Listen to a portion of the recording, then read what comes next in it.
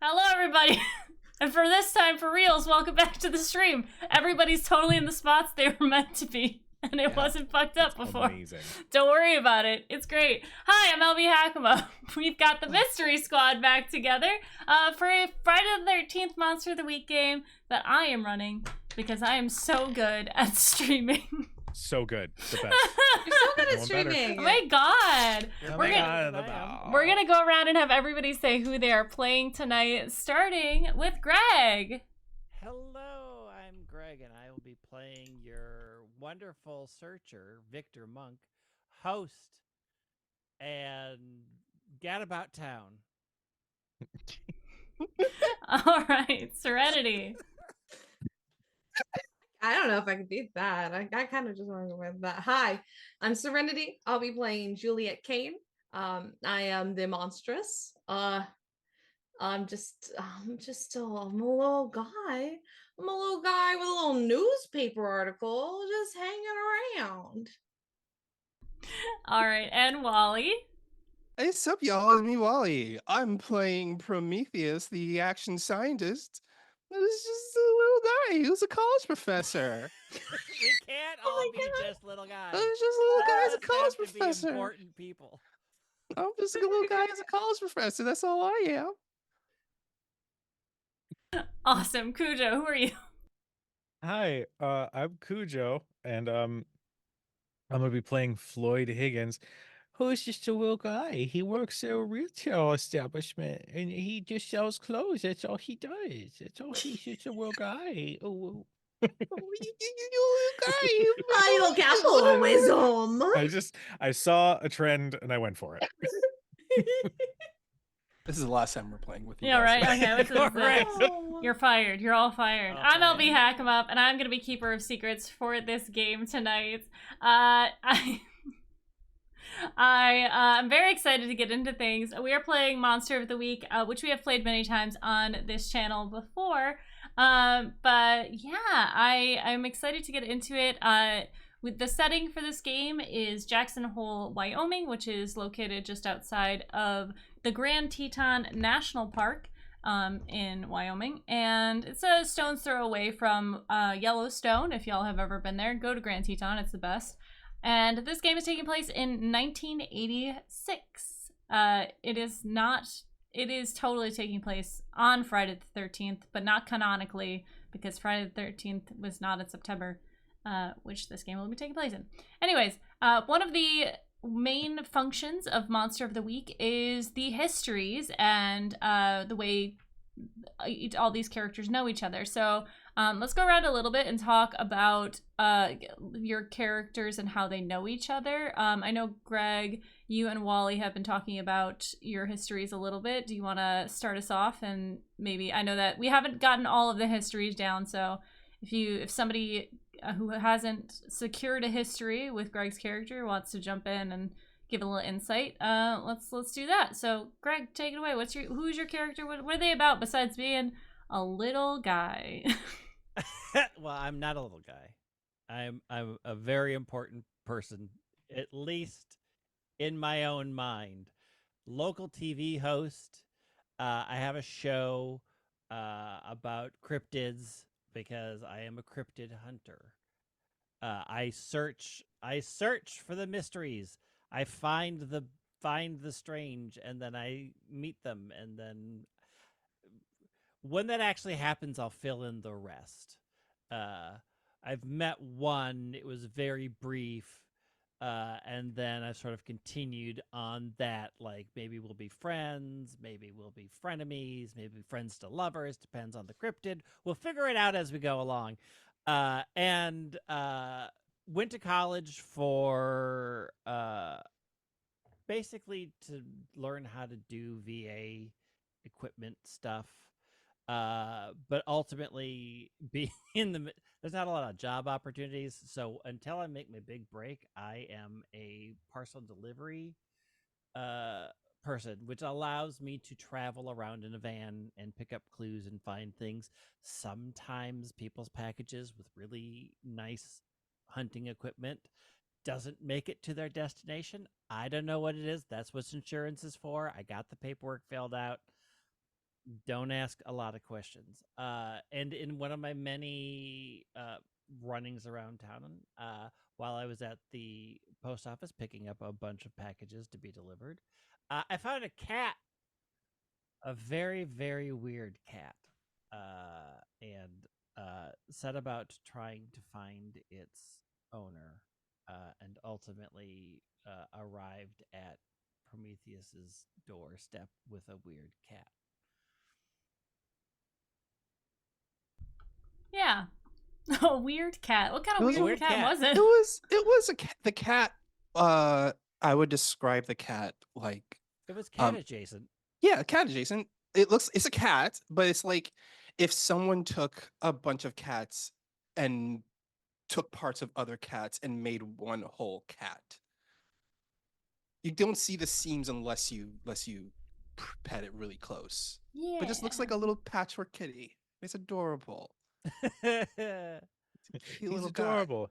One of his toes fell off, but it's fine. We can sew it back on. Aw. It's fine. It's fine. You are also related to one of the other characters. my family has a bunch of reunions. It was a lot more when I was living at home, but since I went off to college, I don't really go home as much. I have I have to have my own space with a lot of my own stuff, and it's hard to keep up with my family a lot. And because of that, I sort of lost track of Juliet, or Juliet didn't show up to as many family get-togethers. Look, it's not really I don't know. People have their own lives. Seems fine. Everything seems happy. Yeah. So you guys are related, Like- if not a little distantly. Yeah, well, we were cousins. And, Mhm. cousins don't always spend a lot of time together. Mm-hmm. Mm-hmm. Serenity, why don't you tell us a little bit about your character? Okay. Juliet Kane is a little a little guy. Stop. I could not. I'm sorry. I was trying to think of like the little guy. Juliet Kane is a young woman who has a successful news article, Dear Juliet, where she helps out people with their issues, primarily romantic, but whatever they send me stuff about and I get paid to write, you bet. I got you. She, for the last 5 years, before that, she was a lot more, outbound, ready to go out into the world. But for the last about 5 years, she's been pretty recluse. But no one seemed to think there's anything wrong with that because she's been nothing but excited and happy that entire time.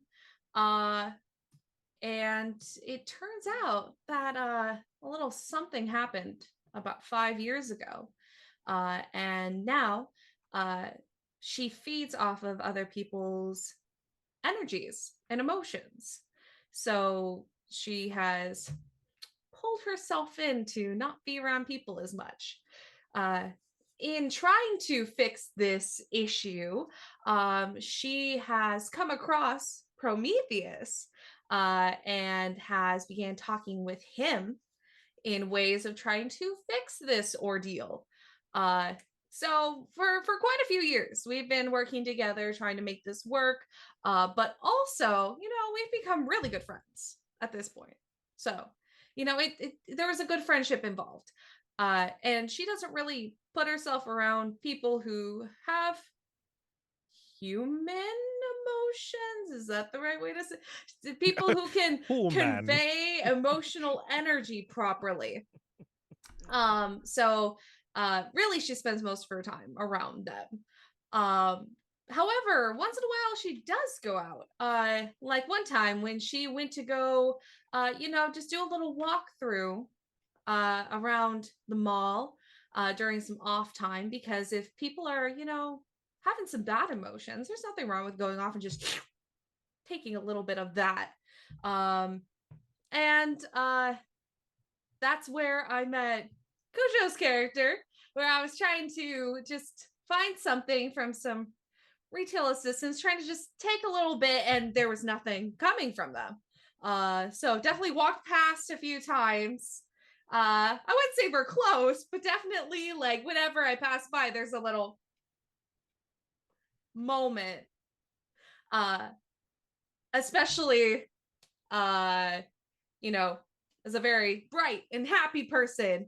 Well, they're not so much. But that's okay. You do what you need to do. And my cousin, yeah. So cousin's great.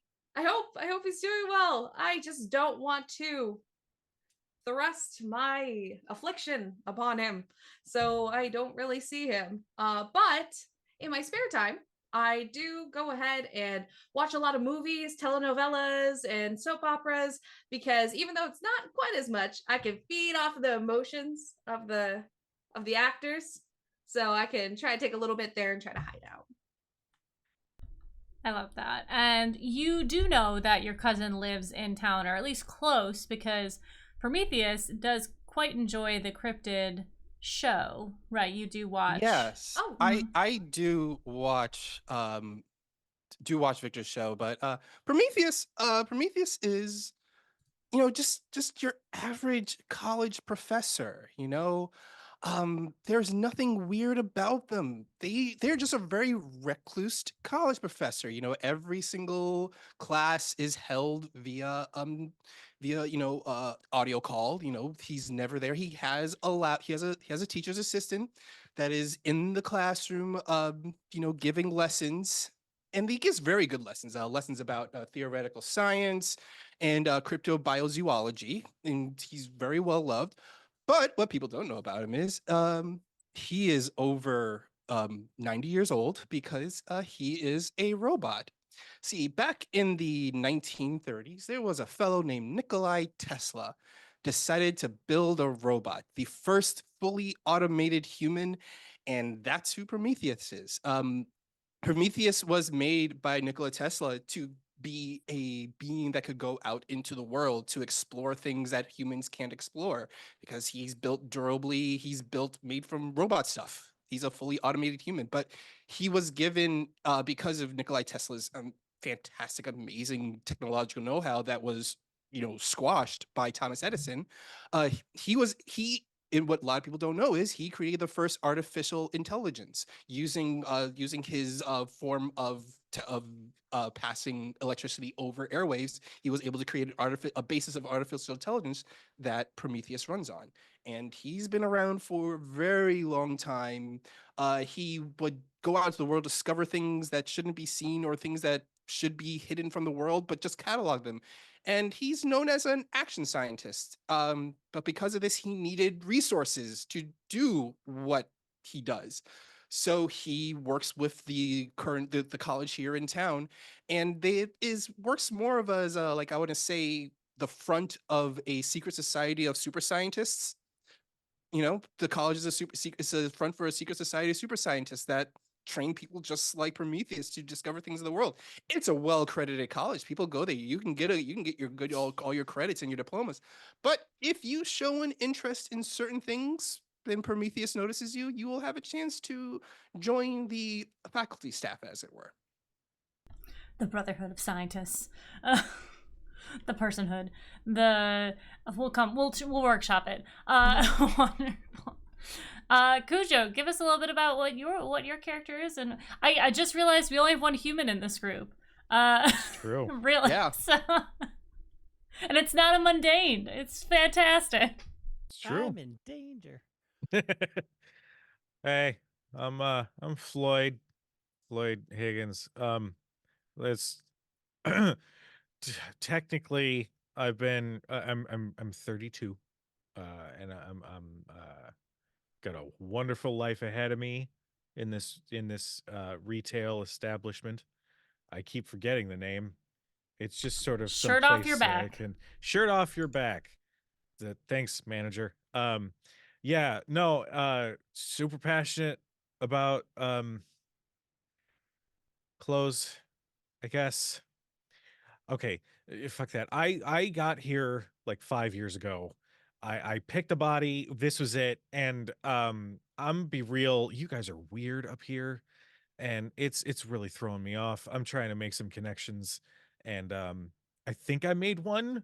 They keep kind of lingering around, kind of giving me weird looks, so I'm kind of guessing that there's something weird there. But really, I'm just enjoying the fresh air up here because it's wonderful. We don't want. I don't want to go back down. But I'd say I'm getting a nice little slice of life up here with the meat. You know, um, just picking out the different coverings for the meat and just sort of figuring it out as I go. It's great. S- Yeah, It's soul sucking in a different way than Juliet. so much. Sorry, did you say put the coverings on the meat? Like Yeah, you close he on did. a person? yeah. Okay. So I got to work on the phrasing. Meat bags. No. Meat bags. That's a good one. Serenity? Yoink. Mine. I'm just like, oh wait, hold on. All yours, darling. All right. So, Kujo, what sort of connections could you have to the other characters as far as, I mean, like, you can pull from your history list, or if there's other things that you think that, like, coming across as far as, like, how have you hunted with anyone before? Have you, I feel like I've hunted with other people, but purely from like a weird, like older brother supervisory role. Like, no, you gotta turn, and the right hook has got to come from you're turning your body into it. What you're doing is you're just slapping it a bunch, like that, like half-hearted supervisory role. He's like, you guys are freaking out about a dog that walks on two legs. Like, it's gonna be fine. You just gotta calm down. I like the idea that he listens to the cryptid show and is like, I mean, yeah, we can sensationalize things. Sure, that sounds great. It's you. Maybe this is what people do, and maybe this is cool. So he's like an idle It's fan. very cool. It's so cool. Very He's cool. uh yeah, I like the idea that he's like waited for Serenity's character to come back around again, just so he could be like, we could just talk. We could just talk and like actually have a No. I just walk. all right. But yeah, I like that. And Prometheus, you don't go into town much, so I don't know if you guys would have run into.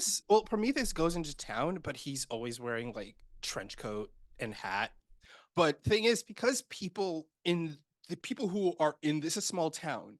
So, well, actually, no, he wouldn't walk around in disguise. No, because if you're from the town, you know who he is because you were part of the college. So he just walks around and like full disguise out. Like, and thing is, he wears very normal clothes. Like picture like how Tintin dress.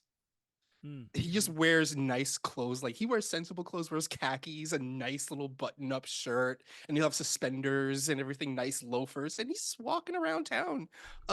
Like he belongs there. And I'm certain Yeah. he has gone into I think so. There's one question that says, someone you helped me deal with an experiment that got out of hand. And I think that's what happened is that I went into the store you work at and I was just walking around. You just saw me walking around the aisles and I was just waving back. And then eventually it got to the point where I put down something on the ground next to a cooler and I hit a button and suddenly you just hear a scream as this frozen demon just comes into view and then just shatters and crumbles into ice. He tips his hat and walks out cleaning up everything and keeps on going. he look before he's cleaned up, he just looked down and be like, oh man, that was my cousin. Okay. So I think it's now at that point because he goes into the convenience store like all the time now. It started off as like, I just went in there one time to stop this problem, but then it got to the point like, no, this place has actually nice deals and convenience. I'm going to go here all the time. Yeah. And I became a regular in the store. I love that. I will say that because you're so close to the park, probably peak season, you would like when it's touristy time, like there's just a bunch of people in town, so you'd probably not. But it is now currently off season. Just because it's fall. It's people. It's getting cold, especially in the mountains, become hard to traverse. So it's really just the people who live in the area. But they all know of you, and enjoy your company. All right. Does anybody else have any connections they want to make before we begin the game proper? All right. Then let us begin. I will start the music. Our story begins in a lovely little town of Jackson Hole, Wyoming. It's picturesque, a little bit out of the way of the normal hustle and bustle, especially from the national park, the Grand Teton Mountains, that is so close. A lot of the people, especially in this day and age, are more interested in the flashier Yellowstone that's just to the north. And the people of the town are very friendly. When it becomes very heavy with tourists, it gets a little cumbersome to be downtown. So most people keep to themselves. But tonight, we are going to start with Floyd, who is in the shirt off your back. And it's about 9 p.m., a little before closing time, probably about 8:30, about half an hour before close. And you see a gentleman walk in. First of all, let's describe what Floyd looks like to everybody. I imagine Floyd has sort of unkept brown hair that just sort of quaffs in whatever direction, sort of defies gravity in some parts, just constantly up in some way. He's got very much a 5 o'clock shadow. Like, he doesn't care. Like, it is painfully evident and going down his neck a little bit. Probably some like a ratty button-down shirt with like a brown kind of messed up cardigan over it. Like, there's some holes in it. He always has like a big old mug of coffee, because if there's one thing he does love about life up here, it's the love of coffee. And his eyes are a little sunken, but he's just hanging out.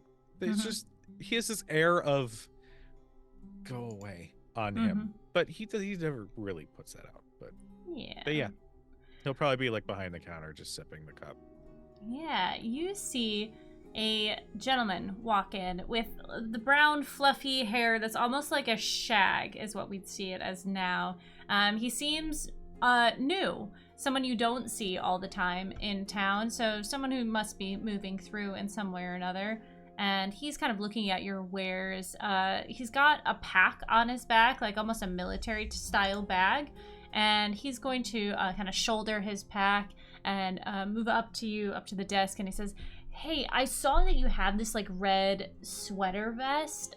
Do you have it in a size large? I didn't see one up there, but maybe you have one in the back."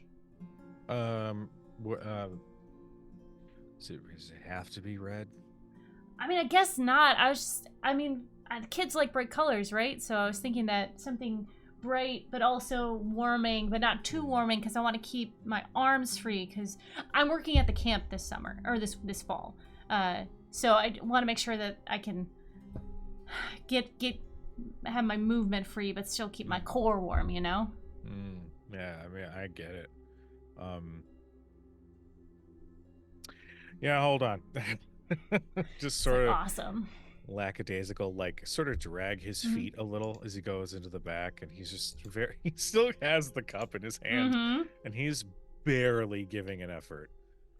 Just kind of like looking in spots that like a product like that wouldn't be. He's like checking under shelves. Like... He's just standing back there drinking his coffee, not even like... as soon as he started talking, you kind of were reminded that he must be going to the Jenny Lake crafting camp. It starts in October and runs for about 4 weeks. It's a children's camp, like middle school age, maybe a little bit younger, but it's run by college students usually. Okay. But this seems to be like one of the counselors, you like looking at him, they all kind of look the same, these college kids. Maybe you've seen him before, but he's definitely gonna be a camp counselor, and this seems to be about right at the time that they're gonna start setting it up. So that's why he's here talking to you right before close. He's going to find a size large vest. It was the first one he found. It's just like an army green, and just I got this one. So is this good? Will that work for you? Yeah, it looks great. Cool, awesome. I'll just sort of he doesn't fold it. He doesn't do any of that. He just sort of drops it on the counter. So like the hanger clatters against the surface, and he like kind of awkwardly keys in the price.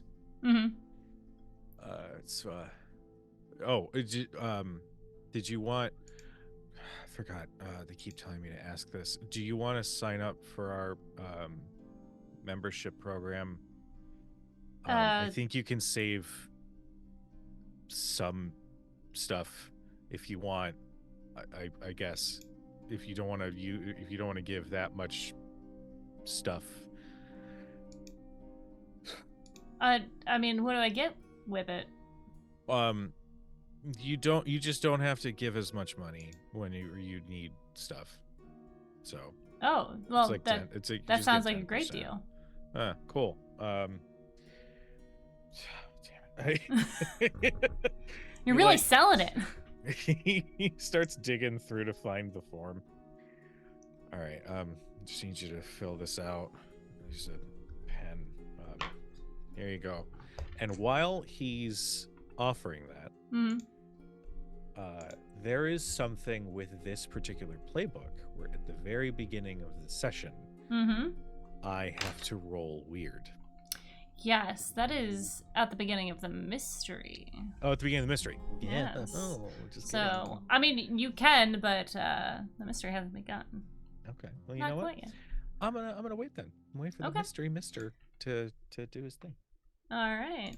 So you sell. It's all of $5, and you you sell him this wonderful sweater. He kind of shoulders his bag, and he really just shoves it in there, and he's like, "Oh, you live here, right?" Wait, yeah, I dwell. Sure. Okay. So there's this girl who works at the grocery store. Go for it. No, I guess I was just wondering if she still works here because I haven't been back since. I misread. She's got like curly, like reddish brown hair, very like small frame, soft looking skin, and okay. I think her name's Mary. Do I recall this particular person? It sounds familiar to someone who works the. If you recognize mortals, yeah, she's definitely still works at the grocery store. Yeah, I absolutely. Yeah. No, I saw her this afternoon. Cool. Okay. Yeah. All right. Well, I guess have a good night. Yeah. Yeah. As he walks out the door, you feel a little bit of a tremble, and you kind of see some of the hangers start to move. Living this close to Yellowstone, earthquakes are not unheard of, but it is notable that right around 9 o'clock there is some sort of disturbance in the area. Stop. He just like yells at the ground as though takes a broom, stomps it on the ground a couple times. Say, Keep it down. keep it down there. No, just basically like out to the universe. Like what? The universe does not respond. As we move to the next vignette. Yay. Prometheus, you are in your lair. Why don't you give us your lair? Your Well, It is. It though. could Kinda, be a lair. yeah. It really is. Yeah. Why don't you give us a little description of what you look like and what your home So, slash space looks like. Prometheus is 6'6" tall robot, very large robot, built wide.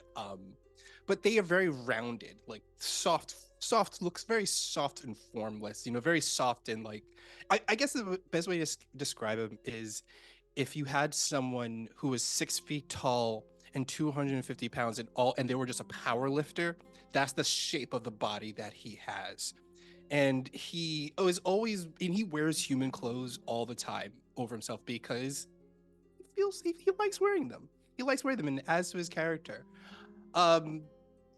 right now though he's currently in the middle of working right now. So currently he's wearing a pair of like cargo jeans, like military cargo jeans with military boots, and he has a white sleeveless tank top on his body as he's like working in the middle of the lab, like applying various. He's like has like a miniature like Tesla coil, and he's like prodding it into something as he's just working away on this big elaborate piece of machinery. And his lab looks, I want to say like something out of like Frankenstein chic. It's very old world looking. Like this building has been here for a very, very long time, and it looks very well lived in. Like you could see trophies and various different things from various adventures he has been on just scattered about the place. Like the room looks like one giant like storage room full of all this stuff. And there is a laboratory somewhere in here. It even has like one of those like tables that rises up and goes into the ceiling where it goes out into the roof. He never uses it, but he just likes it because he has it, because it brings the room together. And Aesthetics. currently he's busy working on something. He's like, son of a bitch, jeez, fuck. Grabs an intercom. Carol, you over there? Yes, sir. Carol, all right. You remember how I said we had a plan to, I was trying to finish my experiment for the students start the next days, to the first day of class pretty soon? Yes, Mr. Sis. Yeah, that is not going to happen. I'm actually going to be held up in here a little bit longer, so maybe perhaps you can cancel all my meetings for the next 8 hours or something like that. Well, it is almost 10 o'clock at night, so... Holy fuck, it's 10 o'clock? Yes, I was wondering if I could go home soon. Oh, yeah, go home. Go the fuck home. What the hell are you still doing here? Why are you even talking to me? Well, okay, sir. I'll see you at 8 o'clock in the morning. Oh, yeah, see you later. Have a good night. Yes, you too, sir. The intercom goes dark. And you hear clicking in the corner as you have a guest. Whether you realize it or not, Juliet has been working away at her typewriter in the corner. Why don't you give us a description of Juliet? Muted. Hi. So, like shit. I was talking away. So Juliet is sitting like one leg propped up, like knee up against the chest, the other leg like kind of half like over, as she's just sitting and typing, looking down at the letter and going back. She has this kind of chestnut, curly, long hair that's pulled into a side braid, very loose, very cutesy, very demure, and just a few little like pieces of bang that are curled here. Just kind of like it's a bit of a mess. It's not like she really has any reason to dress up, so she just kind of goes. She's wearing like a boat neck, like half sleeve, just plain shirt, tucked into some tall jeans, the tight belt cinched around it. They're of course rolled up, and she has just like a pair of like thick white socks that she's just doing, because I imagine it's cold here, because I don't think Prometheus cares about temperature unless it's about like a science experiment. So I imagine it's just cold in here. So she like is trying to like stay warm and just, dear Matthew, don't do that. That's a really bad idea. and just typing about just I think it was just someone who sent in a letter going, hey, I really like this person, I want to ask them out, these are the things I've done, and essentially she's just typing don't do that, you're actually being really weird. Yeah, should I wait outside their work for them and bring them flowers? I know they don't know my name, but it's like my wait's the perfect amount to be on the branch outside their window. Hi, Matthew. Don't. Like, I love that. Yeah, Prometheus just gets off the speaker and goes back to work. Prometheus, do you know she's there or not? Oh yeah, I know. Okay. I know she's there. I look over at her like, Julia, you writing one of your articles over there? yeah, this one's gonna be pretty fast though, so I might be able to do a few more because you know, it's okay though. Oh, no, that I get. I now I just the more I hear him talk, he definitely has like a gold chain with a cross on it. He 100% has a gold chain with a cross on it. Wait, does he have a tattoo that he like put on himself? That's, Yes, like, he painted? totally does. He has a tattoo, but it's actually like someone took like etching tools and carved it into his body, and they even added it in the ink, so he looks like he has a tattoo on his arm. This That's is amazing. it's just Kane Hodder. We put your arm and put it in some like a solvent, and then put like the That's all it electricity was, in yeah. it, so then the colors changed. Yeah, that's what it was. Yeah. Yeah. He walks over, and is like, oh, you so like, no, what you need to do. You need to stop writing articles about, giving people relationship advice. What kind of stuff kind of advice you need to be giving them? Like what? Telling you. This is the advice you'd be giving them. 1, buy gold. Bury that shit, keep it, because you never know when the world is gonna shut down completely and you're gonna lose all economics. 2, all of this is a simulation. We're all gonna die eventually, and we're gonna probably elevate from the souls that we're in, and we're gonna wake up in the giant machine that's using our bodies as fuel to fuel this gigantic simulation we are in. And 3, it is 10 o'clock. Why the hell are you still here? Do you want me to leave? Yes, I do. Go home. Like, go home. It's not healthy to be sitting in here working at late hours. I mean, can I stay if we just hang out? Yeah, I suppose if we could just hang out for a bit. And he Okay. reaches over, he opens up a cooler and he tosses you a beer and he pulls out a can of motor oil for himself, cracks it open and drinks it. Mind you, he has no faceplate where he talks at. It's just a little speaker that like is a little speaker. He just puts it to the speaker and it goes right in like he's drinking a beer. Does it light up when he speaks? Yeah, it does, yeah. She's gonna crack open the beer. She will push aside the typewriter and get up, so she's away from it, and go, so gold? That's Yeah. what people need to put aside? Like, I mean, can't they just like wear it and put something else aside, like money? Oh boy, let me tell you, money is just okay. Tell you, so you know what money really is? Money is something you pay to a bank to say, hey, I got this amount of money sitting in here for yous to hold on to me. Then I'm going to pay yous to take out and put it back in my pocket. I am not putting myself into some kind of system like that. So this is gold, and she'll pull out like $1. No, and he takes $1, puts it in his pocket. What? That's mine! And now you learned the lesson I was trying to tell you. You can't just stroll around throwing money left and right because eventually someone bigger is going to take it away from you and pocket it. It's not my fault that you were built like 3 times my size. Well, that sounds like a personal problem. It is. You're Very big. Well, yes, but you also got to understand. Have you forgotten that you are a literal vampire? I don't want to talk about that, if that's okay with you. Oh, well, fine. If you don't want to talk about it, I mean, I think it's the keenest thing I've ever seen in my whole damn life. And I've been around for a long fucking time. Well, I think you're cool, and you're a robot. Yeah, No, I'm amazing. I mean, it'd be cooler if I could be like bitten and then turned into a robot. Is that a thing? Well, no. Yet. What do you know? He puts a laser pistol on the table. Literally nothing. I'm just Good. He puts it away. talking. You weren't gonna shoot me though, were you? What? No, I would never shoot you. Never. No. That's what the solar rays are for. Okay. And she's gonna go like sit on the couch and like just turn on the TV.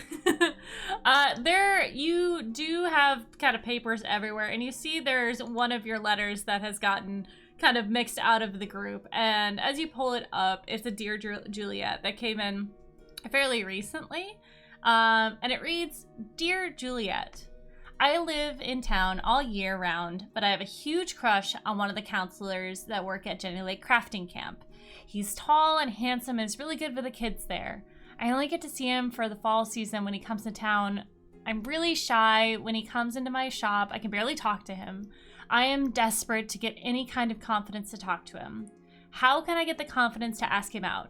At this point, I would sell my soul to go to dinner with him. Signed, Desperately Shy.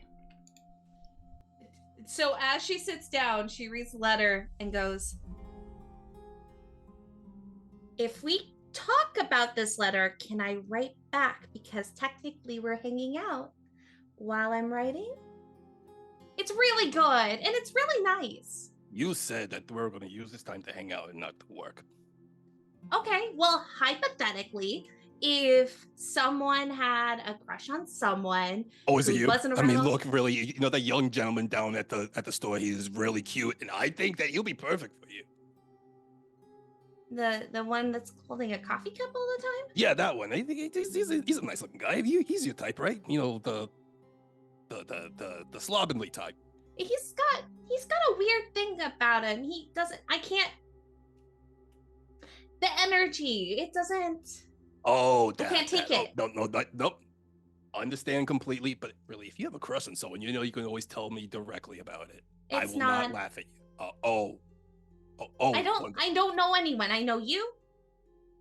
I know people from before, but I only talk to you.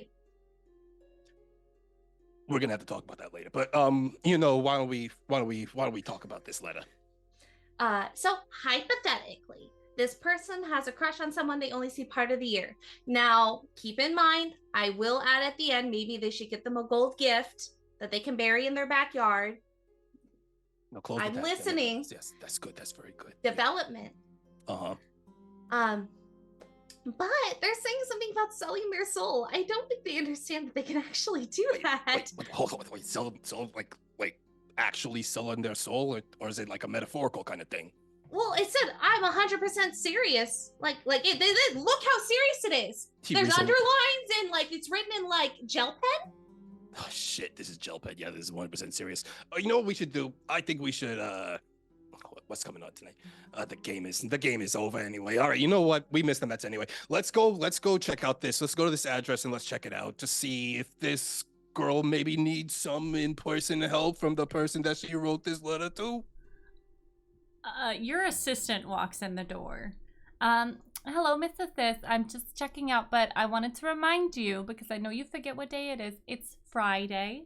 So the cryptid show is going to be on tonight at 11. So if you want to watch that, it's tonight. Hi, Juliet. Hi. And she's going to back up and stand behind him, but still like poke out. Hello. Shit. And we got no new VCRs. Fuck, we got no blank tapes. All right, you know what? Let's go real quick. Check this out and come back real fast because I don't want to miss this episode. Do you want to? Okay, we'll be fast, sure. And we can get pizza on the way back, please. Oh, yes, because pizza. Oh, man, I could kill me for a nice slice. You know what? Don't say that! It's not a metaphor!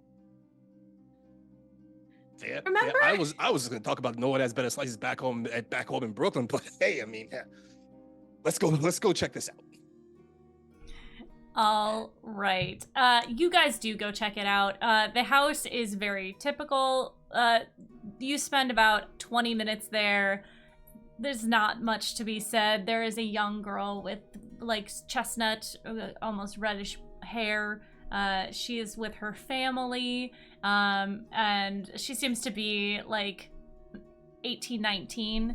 And it seems very okay. There's no devil worship here. She seems very normal and typical.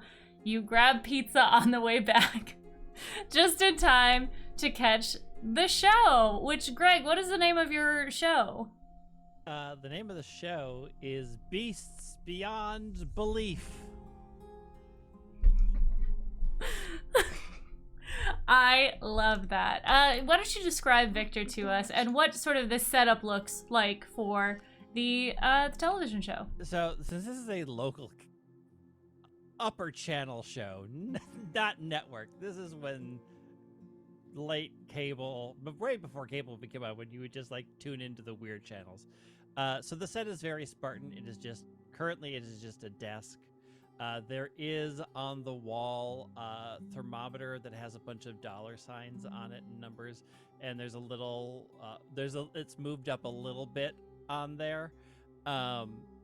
Victor himself has black hair, clearly dyed black hair, but it's swooped back with the big wave over. He's wearing a neon blue windbreaker. Underneath is the hot pink neon polo with the collar popped. It goes down into the acid-washed jeans that are, of course, incredibly tight around the ankles, as they had to be.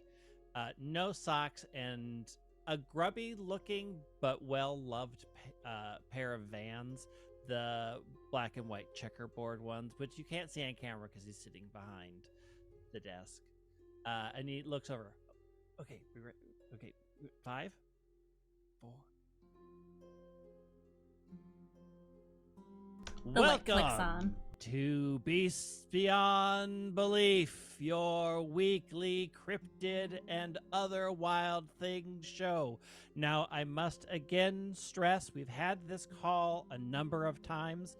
We are not Ghostbusters. Ghostbusters is a different thing. It is a movie, but it is also a profession. I do not deal with ghosts. I deal with living, cryptid, and other natural, unnatural creatures. Nothing that's dead, none of your zombies. That is not this show. They will be on Saturday, once they get their new name approved, because they did get a cease and desist for using Ghostbusters. Anyways, you see that we are 10% of our way to our goal. Thank you all who have donated to our trip to go to Loch Ness for our great Loch Ness special that we plan on doing next year. I appreciate all the donations that we've been getting in. Keep it up. Quick update, we're going to show video footage of our great jackalope hunt. You're not going to believe what we got on camera this time. Again, those antlers can cut through snares. I really thought I had the tension down right this time, but it got away. But we're going to get it next time. So stay tuned for that footage. But of course, as we start with every show, we're going to open up the lines. Tips, anything you want to talk about that is, again, related to cryptids and living beasts, not ghosts, feel free to call in. 555-666-1. Juliet, give me the phone. Juliet, give me the phone. Give me the phone, Juliet. Juliet, give me the phone. Give me the phone, Juliet. You just hear this ding ding ding ding ding ding, and it's like Floyd, off, like They're just pushing past people to go for the phone. like Juliet's sitting here in this Prometheus. He's like reaching. He could reach it, I imagine, just reaching over. She's like, He's like sitting in one of those like Barca lounges chairs, so he's like just sitting there. He's like grabs the phone, puts it in his lap, dials it, like picks it like, there we go. Mute the TV. I don't want the echo. I don't want the echo. We have a call? Mute the TV. Mute the TV. Hey, you're on BBB. Hey, Victor, it's me, Samuel. Hey, How you doing, buddy? I Hey, did you am get my excellent? Did you get my footage of the staring tree frogs? Did you get my footage of staring tree frogs in Sri We are Lanka? editing it for next episode, but we did get it. We are reviewing it. Great camera work, steady hand. We appreciate it. It's we're gonna clean up some of the visuals, but it's really exciting what you managed to capture on tape. So we're excited to bring that to the public. Great to hear from you. How any new weirdness in your neighborhood? No, I got no new weirdness in my neighborhood right now, but as you know, I will always be the first one to call you and let you know. Longtime fan, great talking to you. And he'll hang up the phone. Again, wonderful to hear always from one of our #1 fans. As soon as we can get that T-shirt company, we're going to be sending out the T-shirts, the BBB. We're getting those soon. We're going to get those soon. Again, those will go towards the drive. One T-shirt is only $35.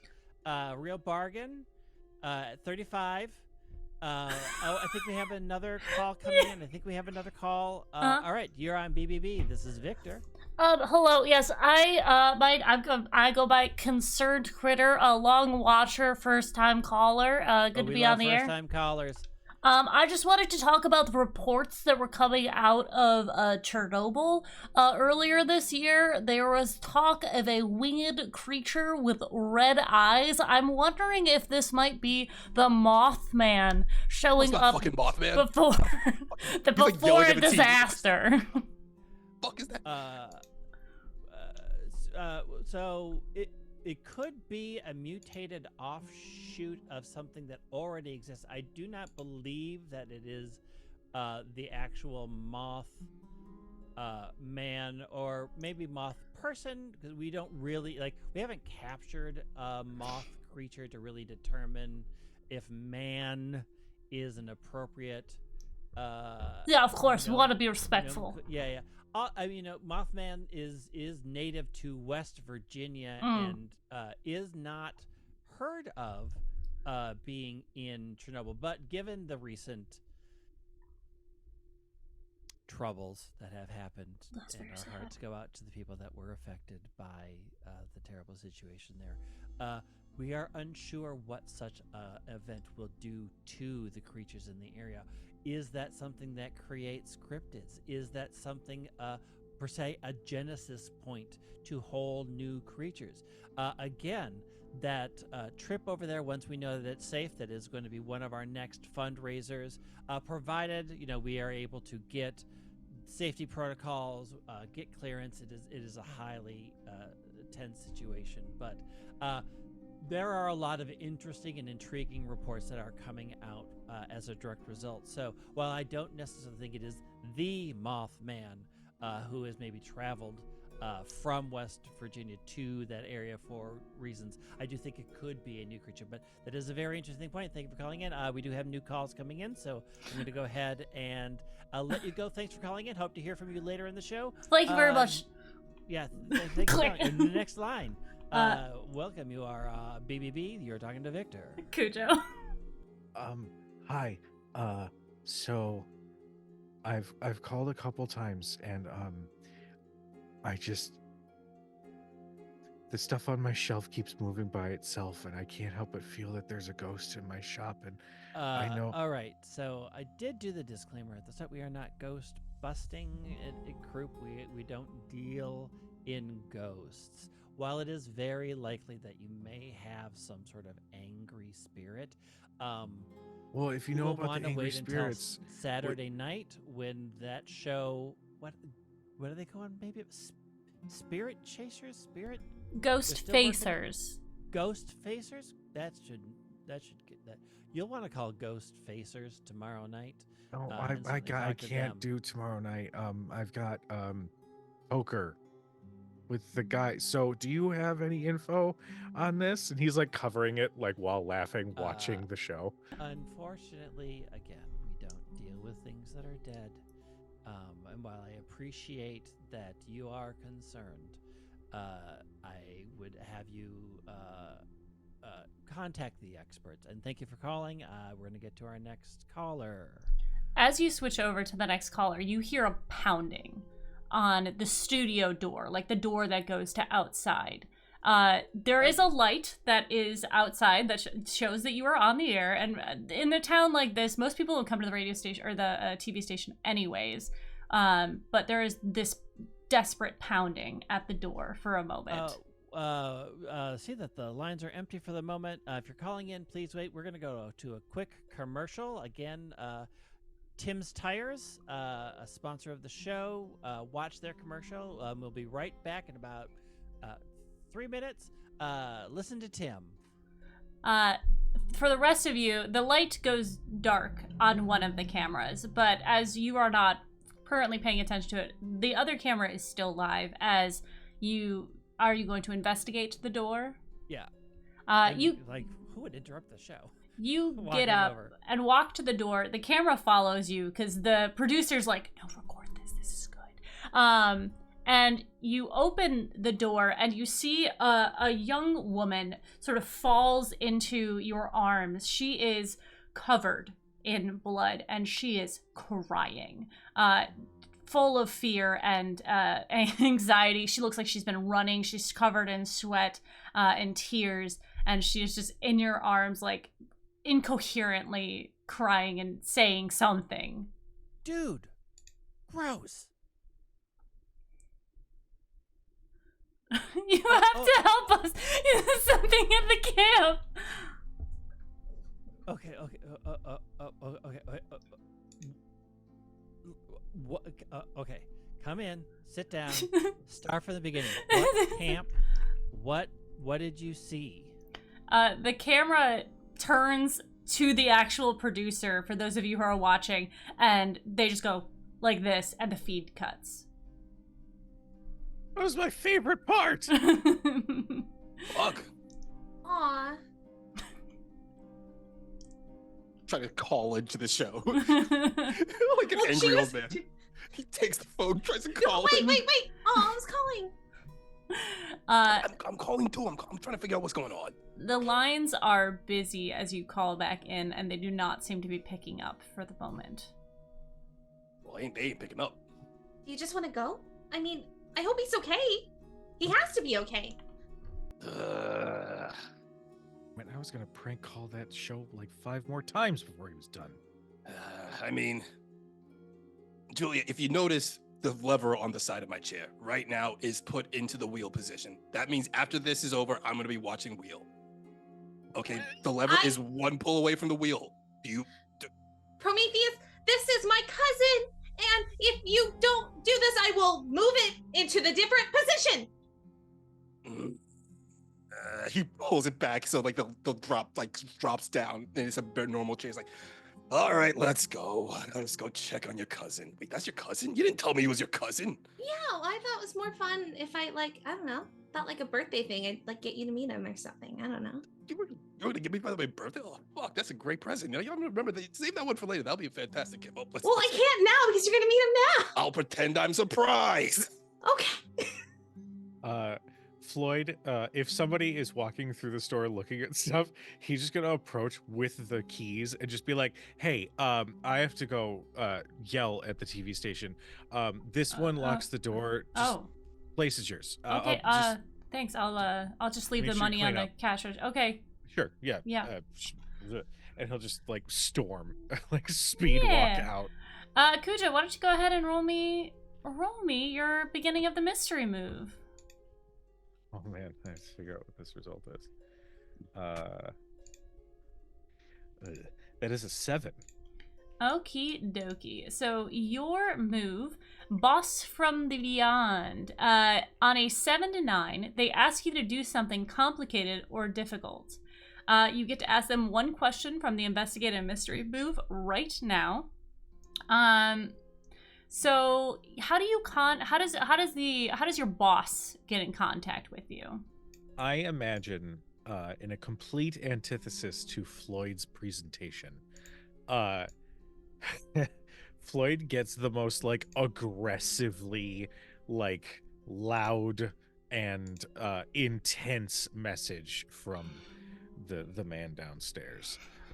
Typically either if he's being particularly shitty directly into his mind, or through a horrific omen that presents itself before him that he then has to clean up. You get you hear the sound of a speaker turning on, that feedback sort of notification in your head, as this usually happens, and you hear on the other end a large booming voice, and it just says, Floyd, are you there? Can you hear me, Floyd? You don't have to talk so close into the microphone. I don't know. Can you hear me, yes or no? Oh, my teeth hurt. Yes, I can hear you. Okay, there is a mess close to you that needs to be cleaned up. I need you to close the door, and I need you to make sure that everyone is back where they're supposed to be. Can you do that for me? Oh God, it's an instant migraine. Yeah, door close. Get people home. Got it. Yep. What made it out? AKA, what kind of creature is it? Mm-hmm. Well, it's one of our guys. It's a little complicated. I'm not quite sure. I don't pay attention to everybody who's out there, but it seems to be a bit of a struggle. There's a lot of blood, and yeah, I think that it's more than one. It's more than one for sure. Okay, all right. Are you cupping your hands over the microphone? All right, have a good one. And then it just shuts off. Sorry if that was too loud for you guys. I apologize. Oh my God. Sweet, merciful quiet. God damn it. And he's gonna keep walking. He's gonna kind of drag his feet a little bit because he has to work. All right. Let's see. Victor, you have this crying woman in your hands. She again is covered in blood. You see a large scratch mark on her arm. It seems to be not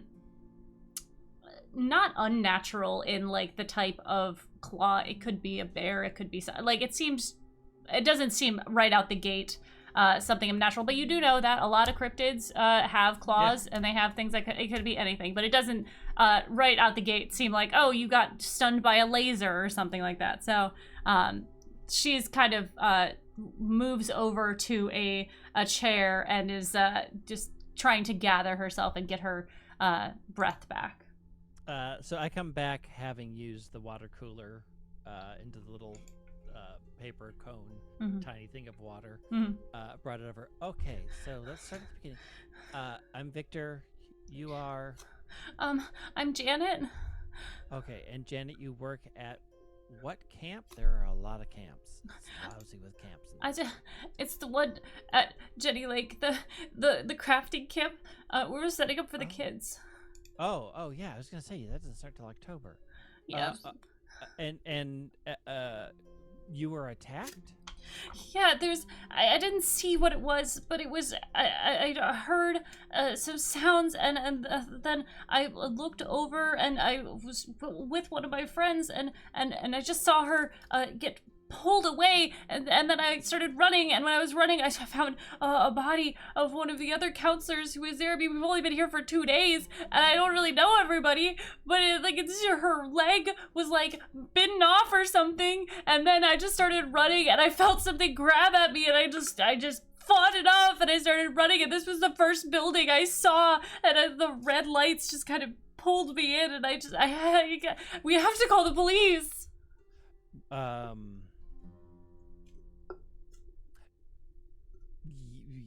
Yes, we do, but they aren't going to be particularly helpful.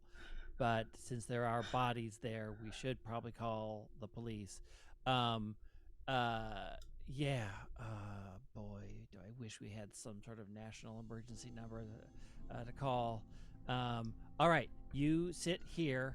I'm gonna go and just grab some bandages. And I sort of looked at my producer.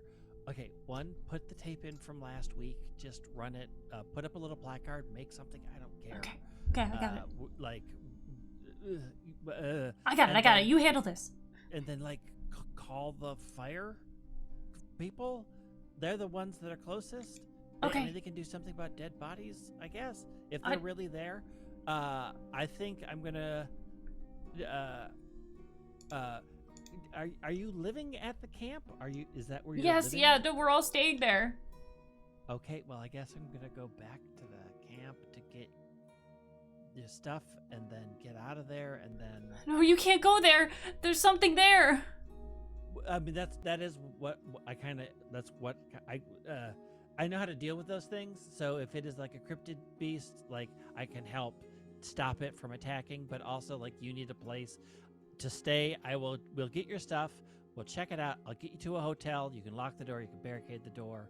And you know, I just want to make sure that when the fire department shows up, and probably the police will come, they'll just want to hear your statement. But we'll keep you at the end. I'm good at dealing with these things, so I can just go in and grab your suitcase, grab your stuff, and get out of there.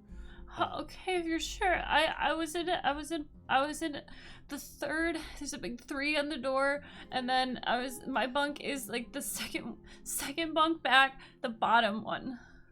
Okay. All right. So actually, are you fine staying here? She kind of looks around. There's a few crew members and people here, and she's like, yeah, I guess. All right. Can I see your wound real quick?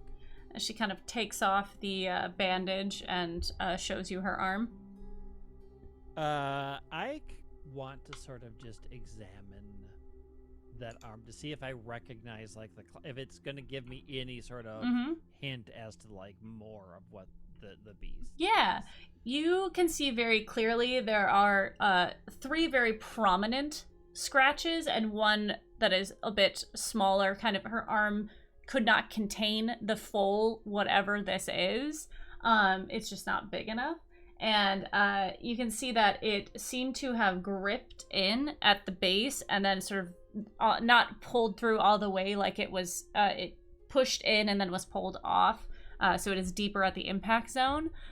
It seems that whatever this is has at least 4 fingers or 4 claws, and it has the ability to grip a little bit as it goes in, and if whatever this is was able to hit her at that height, it can either stand up or it is bipedal.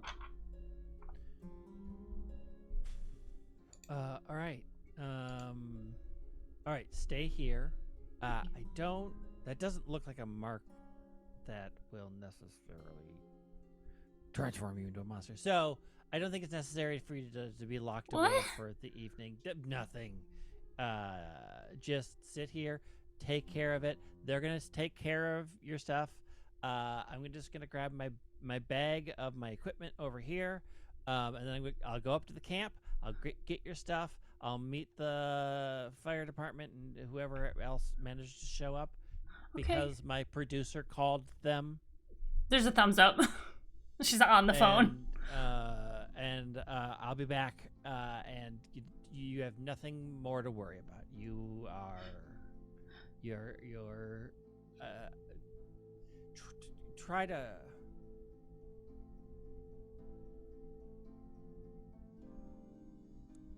This is gonna stick with you, but try not to let it ruin everything for you. Okay.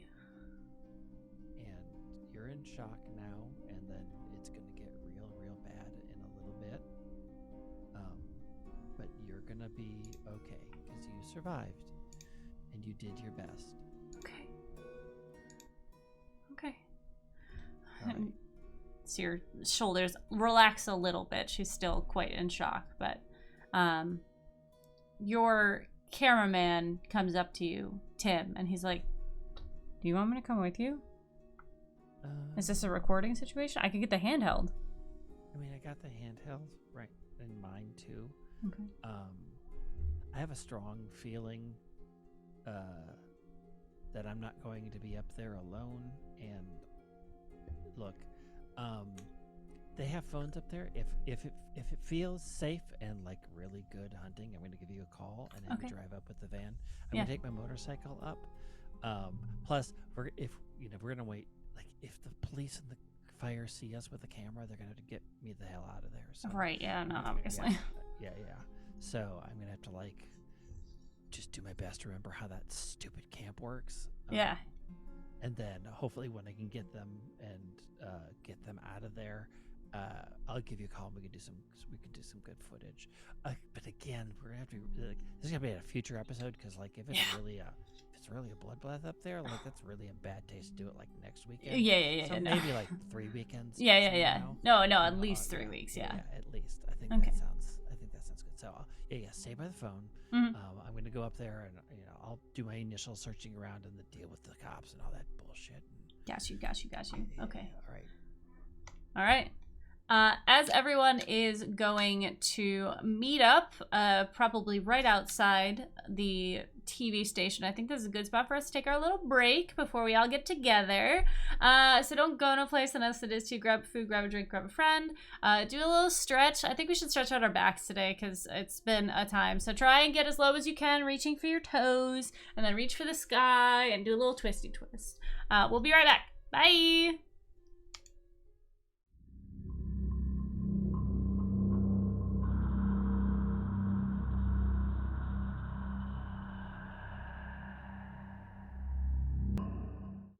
Welcome back! Hello, everybody. We are about to get into this mystery. Kujo, how is Floyd getting to the station? My first instinct, he's like, I'm just gonna walk. But then he's like, no, fucking no. Boss wants shit done quicker.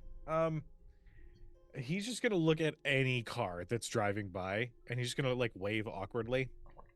Yeah, you wave down. It's an older gentleman. It's one of those beat up trucks. And he's like, oh, hi, what can I do for you? Hi, yeah. Can you take me to the TV station? Sure. Any particular reason, or I guess it's just Oh. none of my business. Am I right? No, it's just a bloodbath. It's fine. I just gotta go clean up. All right, well, hop in. He just fully climbs up. Just doesn't even. There's no social qualms about this with him. He does not read that stuff well. Nah, he's the guy's just being polite. There's very little small talk, as this man does not know what to do with small talk. He's like, you work at the shop? Yeah. Mm, It's it's a fine shop. thanks. Mm. We have sweater vests. I like your pants selection. They really hug the hips properly. Yeah, me tend to like the hugging. Yeah, I've lived in this town about 30 years, and he starts going on. And then there's this imperceptible comes from Floyd. All right, and yeah, so Prometheus and Juliet. What is Prometheus? Do you have a van? What do you guys take? He has this old Woody station wagon that he drives in. There is like it looks, it's like one of those cars that looks like someone lives out of their car kind of situation. Like there are wrappers of hamburger, like hamburger wrappers, all in like the well of the front seat. There are several different empty cans of oil in there. On the dashboard, there's a little hula girl like standing like on the front of the dashboard. This is wiggling back and forth. The radio does not work at all. The air conditioner does not work. But man, this car is a really it has the engine. Quiet engine, sleek, quiet engine. It goes from 1 to 60 in like under 2 seconds because it's his car. He built this car. It's a super science car. It just looks like a piece of shit. And like I think at this point, I think there's this moment where he's driving the car, and he every now and then he honks the horn, leaves his head up like, "Move, you fucking asshole!" And you're like, God, jeez, traffic out here right now. You think there'll be less traffic here at 11 p.m. at night? It's like one car, and they move off to the side very politely for you. And he drives by, he He's flips them off. Yeah, just like, why are they yelling? He drives by, and like flips him off as he going by, and then keeps on going down the road. They wave back. Actually, you can't let people push you around when you're on the road. Even when you're walking in the streets or driving your car, you gotta be assertive. Juliet's like in her seat, but like she can't put her feet down, so she's like balled up in the seat. Because there's so much shit that she just can't. She would put her legs up on the dash, but there's no room up there either. So like she's just Also, the glove compartment door keeps on falling open. He keeps on telling you, close it back up. Come on, put your hand in. She just puts her leg there to keep it up. Like it's just like this weird like crisscross kind of sitting style. over, and you just hear the cans move every once in a while, and they pass by the guy, and she goes, "Sorry." It's You like- have a moment as you're getting close to the station, and you see as Prometheus flips off the person in this truck, the gentleman waves, and your eyes kind of lock as you see Floyd in the passenger seat. The very Umbrella Academy situation as you guys are passing each other. So it's like it's the sorry. Just The fuck you doing, Juliet? He just spies Prometheus, and he's like, "Hey!" Like from that car, like, "Hey." What? Anyways, flips off the driver. So weird. it was the guy from the thing. Oh, the guy you have a crush on. No, Oh, right. I the guy don't. you don't have a I crush don't on. know him. Oh, right. Oh, well, I know him. He's a pretty nice guy. Yeah. Quiet. Doesn't talk. Doesn't ask questions. Like that kind of stuff. Let me go in there and kill a demon. Didn't ask questions. That's the kind of shit that I like to have around this town. Let me do my work. No one bugs me. Are you telling me you prefer if I was quiet? What? No, not you. No, you can talk about however the fuck you want. No, you're like a white noise to me.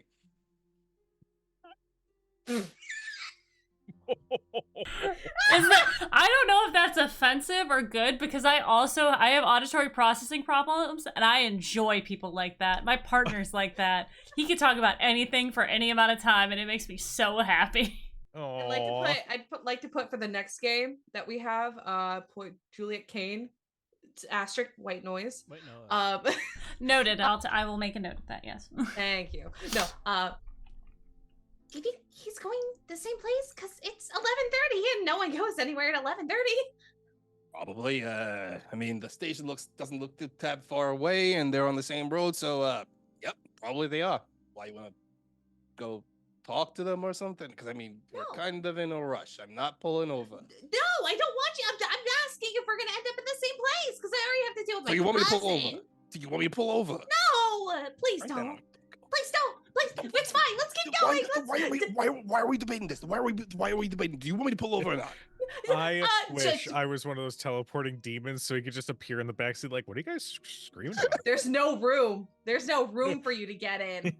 Ah. I assume that Prometheus has a bunch of scientific equipment in your car with you. In the backseat of the car, there's like a bunch of Sports Illustrated swimsuit magazines back there. Okay. Nice. We won't question that. Victor. What? He You- has taste. Weird science. She just You- ignores the backseat. Victor, you've finished sort of like getting your bike together. You've wrapped, made sure everything's stabilized on the back as you are about to hop on. And what kind of car is it, Prometheus? It's a station wagon. As the station wagon screeches to a halt in the parking lot behind you very quickly as Prometheus and Juliet roll up. Pulls up, looks it. Floyd's in the back seat. He's like, "How the fuck you get in here, kid?" What? Wait, is Floyd in the back seat? No. Oh, okay, He cool. can't Oh, teleport. no. Different Oh, kind of no. different kind of there's only divine. porn. Okay. Well, then in that case, he pulls up in front of the studio, and before he gets out, he grabs the mirror, like adjusts it to make sure he looks, because he's gonna be a celebrity, and so he like looks in the mirror. He has no hair. All right. Let's go talk to this fellow. All right. Okay. All right. He opens the door and gets That out. did nothing, but I support you. She just gets out. It's on over. Holy shit, Juliet. She is as far back as she could. She's like yelling, "Hey, you!" Come here. What are you doing here? I am. Oh, I'm so sick. I can't go over there, but air hug. It's so good to see you. I missed you. We were watching your show, and it looks really bad, so we wanted to come Okay. help. I mean, if you're sick, you should not be out It's with... only runs in the family. It's only something that you would get sick by. Prometheus just like looks. Look, okay. You know what? You know The what? scientist. I don't know what's going on with you. It's fine. I don't have to know what's going on. I'm in a hurry. Oh, you are... Yeah. I call it. I go by the name Oh, Samuel. yeah. How's Yeah, the yeah. cat? How's your cat? Cat's doing fine. She's a bit of a handful. This morning she was staring outside the window Yeah, looking at a bird. I was trying to get to it, and she fell out. But Yeah, I have to she's a trooper. apologize to you both. I have to go to a camp to investigate a thing. I don't know if you wanted to be on the show or but the show's canceled tonight because of this. Are you doing some kind of like on site recording? I mean, fingers crossed. It's something that I deal with and not a undead thing or a ghost. Oh, we are going. But I mean, I haven't seen ghosts do a claw mark on a person's arm. Anyways, it's supposed to be just an awful bloodbath up at the camp. Like, Oh no. Oh so, no! so again, I'm not doing the show, and I'm not sure. Why are you here? Why are you here? Oh, he is just to come yell at you for because the show ended early, and we were going to demand to know why. I wanted to make sure you were okay. I didn't come here to yell at you. Oh, I came here to yell at you. Yeah. He does that. I got a lot of gripes I want to say about this. I mean, But now that I know like, it's for a good reason and it's to you are- continue. Yes, yeah. You as a longtime listener know that the last show every month is the gripe show. So That's what I'm saying. I have a lot of things. I have it all built up in here I know, because you that's- trust me. that is Last all- time, you remember last time, I took up at least 45 minutes complaining I about do. stuff. It was absolutely riveting television. It was some of the best ratings we had. So if you want to come on live, I come on. definitely.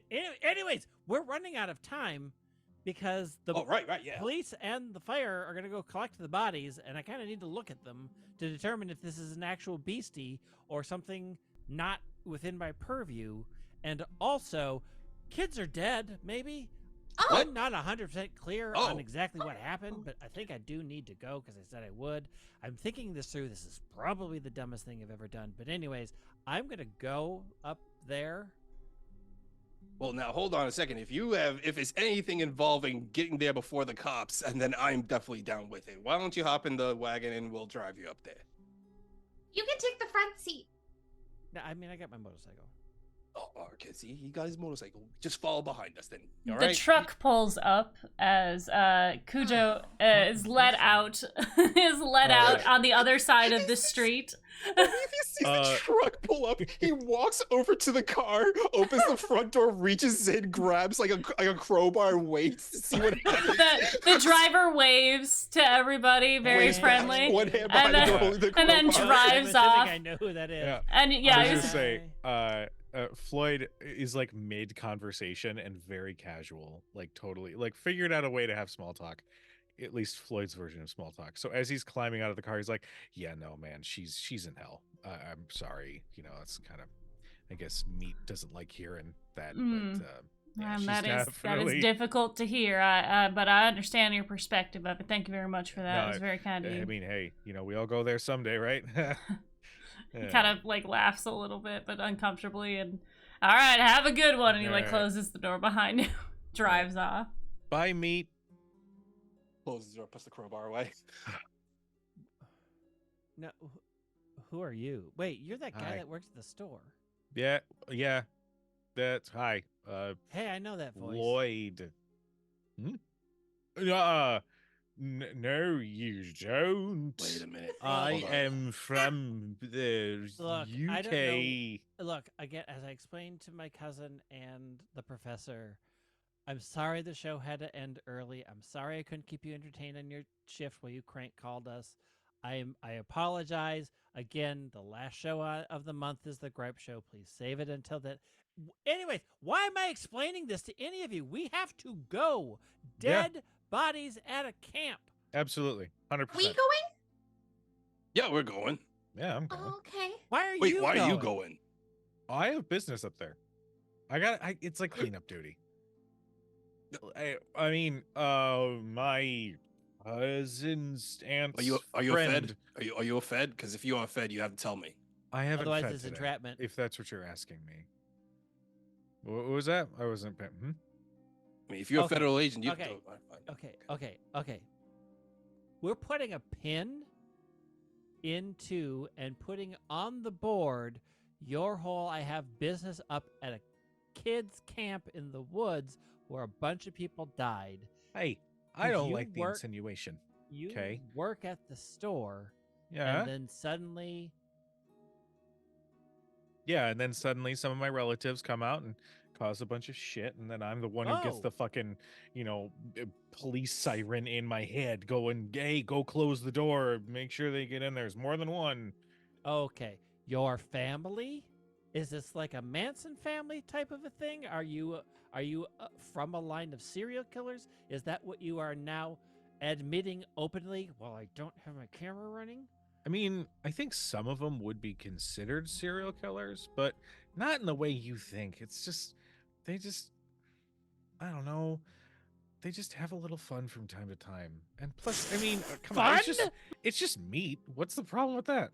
Right, you're saying we all look. We all got some. We all got some demons in the closets and bad family members we don't like to talk about. But The if we're ones gonna, in the closets, we keep them in there for a reason. right, exactly. So why don't we go check out this camp and see what's going on over there? Okay, Yeah. I'm gonna get in the back seat because obviously this guy that I Hey, and she's gonna go try to open the back door. You open the back door, just a bunch of trash just falls out. There's like magazines. She just climbs in. Okay, so Let's hey, go. you got room on the bike? Yeah, I mean, we could both ride up together. no, Oh, no.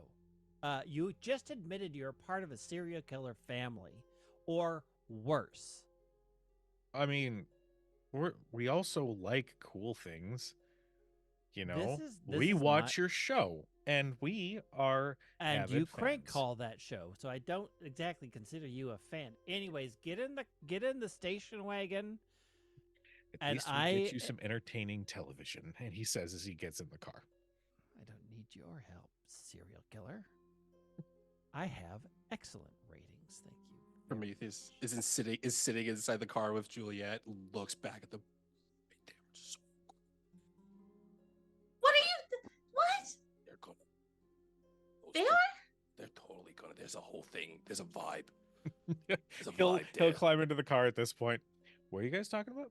Oh, we're talking about She opens up a Sports Illustrated and immediately goes. Like she didn't realize what was in there. Open. Nope.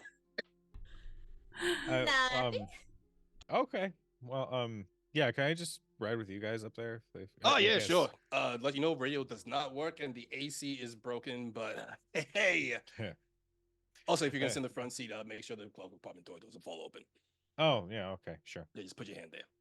Oh. Just hold it, just hold it in right. place, just like that. Okay. Yeah, just like that. I recommend your leg because that's what I do. Like putting your leg up there so you don't have to. Oh. hold it. Got it. He like moves in a way where he's been in this body for like 5 years, but he still moves like he doesn't quite remember all the muscles that he has to trigger. So he's like, there we go. Okay. Are you gonna buckle up? Yeah. I'll grab it. Thank you. Hmm. The engine starts driving. The motorcycle revs as Victor puts on his helmet and begins to drive up. You guys follow behind. The road to the camp is winding as it goes through the park. You pass it's sort of a side entrance to the park, not the national park entryway that is grander and large. This is more for people who are going to the lake specifically. There's a lot of people who travel here to just stay at Jenny Lake. It's beautiful. It's huge, clear water, very quiet area. And as you follow the signs to the Jenny Lake crafting camp. You see the sign above the archway that just says Jenny Lake Crafting Camp, and sort of etched lettering as this place is known for their crafting content. They have a lot of different classes to offer the children, whether it's painting or music or beadwork, macrame, lots of different things that these children will come and learn. Mostly it's just a way to get their energy out in the summer or in the fall. And but as you enter the park, you can see at the camp, you can see that something is very amiss here, as there are lights on. It's very dark, but the lights seem to be, one of them is completely off kilter. It is still on, but at sort of a 45-degree angle. Some of the buildings have no lights at all, and it is very clear that even from the vibe of this place, things are off. As you park and get out of your respective vehicles, the main cabin that serves as the dining area is open. The front doors are open, and you can see that a window is busted inwards, and there seems to be a pool of blood in the center of this entryway. And the whole vibe of this area feels dark and dank, and you can almost get a sense for the eeriness that is involved here. Yep. There's some spooky stank out here. Nah, it's just a Friday. Julie, Yeah, I'm immediately on alert, so I'm doing the bad situation, looking for everything that I can pick up. Mm-hmm. Yeah, you start to walk into the building and see that there is a body that is on the, looks like whatever it was, came in through the window and has all but eviscerated this corpse that is next to the main door. It bled out very quickly from what you can see. There are not only scratch marks, but bite marks from whatever it is that is afflicting this camp. And you, as you sort of look around a bit more and try and figure out what is exactly going on here, you hear something in the kitchen.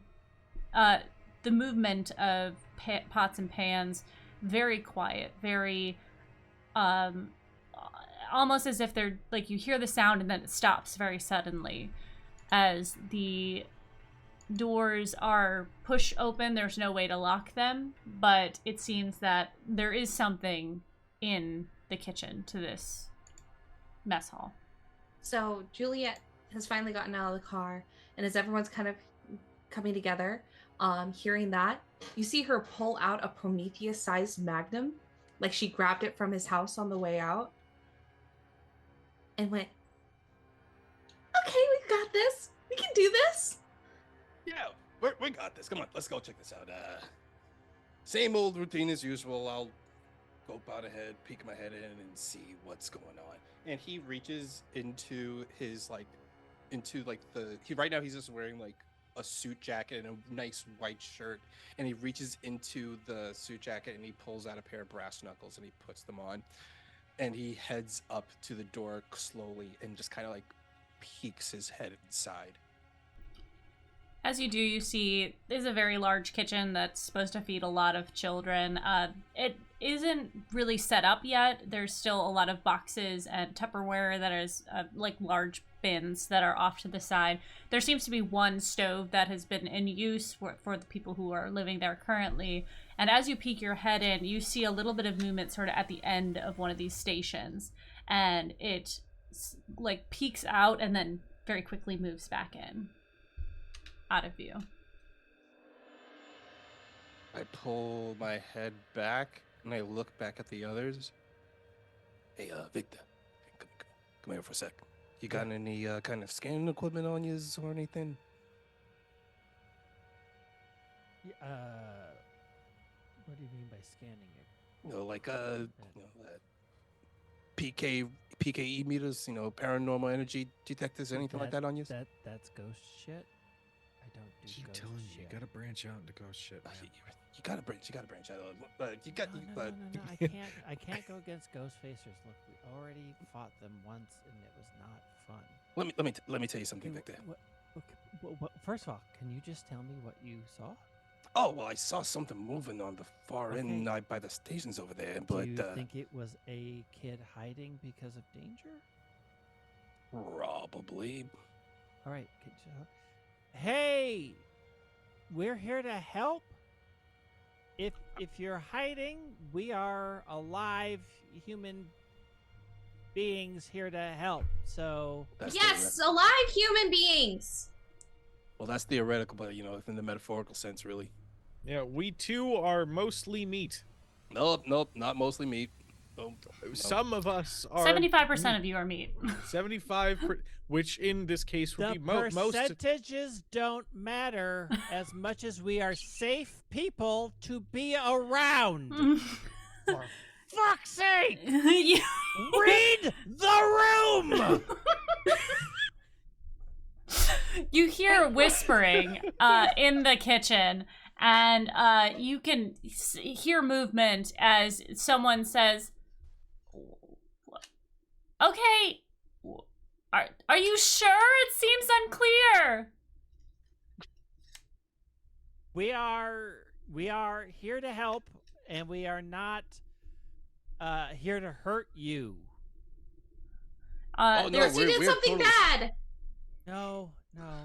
What if they did something bad? We didn't do anything bad. And you They're fine. you hear movement, and you see, if you look around the corner, 3 people sort of standing up and very cautiously moving forward. There are 2 ladies and 1 gentleman there, and they kind of all seem to be very grouped together as they have been through a bit of a trauma. None of them are covered in blood at this point, but they do seem to be very muddy from like the knees down. And they kind of shuffle out to the doorway, and they're like, "Are you guys here to rescue us? What do you know any idea what's going on?" We have no idea what's going on. I How guess about we're here to how rescue. About you sit down for a sec? Okay. Let's take some breaths. Can you just sort of tell me what happened? So I have the fellow believer move. People understand that I've known strangers. Bystanders will talk to you about the weird things they would not trust to another hunter or a mundane official to believe. Absolutely. They take a seat, and they start to speak. One of the girls starts to describe what's happening. She's very curly hair, blonde, that kind of goes down to her shoulders. It's very well kept for being so disheveled at the moment, but very 80s. She starts talking. She says, "Well, we don't really know what happened. We were in a cabin, and we heard some weird noises. There was some maybe wolf howls or something, and then we just heard screaming, and we came out and we just saw all these bodies, and we don't know what's going on or what happened, but the guy you were talking to," she motions to one of the other girl in the group, he went to go get help. Did he come get you guys?" Not a guy. Another one of your counselors came. Okay. Well, we don't really know what's going on beyond that everyone seems to be dead, and we don't know we're safe or what was happening. I'm You've survived so far. Yes. And that is to your credit.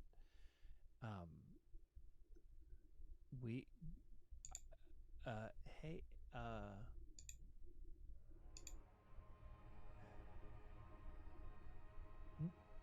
why don't you? We're gonna always have one of us here with you. We're gonna investigate out. And you all stay here and stay safe. Okay. We're just gonna spread out a little bit to get more information. Okay. so, uh, so you only saw one counselor leave, No, or there's well, yeah, the guy she was, what was his name? And the girl she's talking to is like, honestly I don't even remember his name. He just, I mean, he was just really charming, and we started talking, and we went to the housing housing 4, and anyways, and then we heard screaming, and he said he was gonna go get help, and I found these guys. That's really it. and so you haven't seen him since he went for help. No, I hope And he's okay. you all came straight here. Yeah, I mean, we moved kind of slowly around the camp to make sure that we didn't run into anything, but I mean, we didn't really see anything. And as she says that, you guys hear in the distance a very odd howl, unnatural.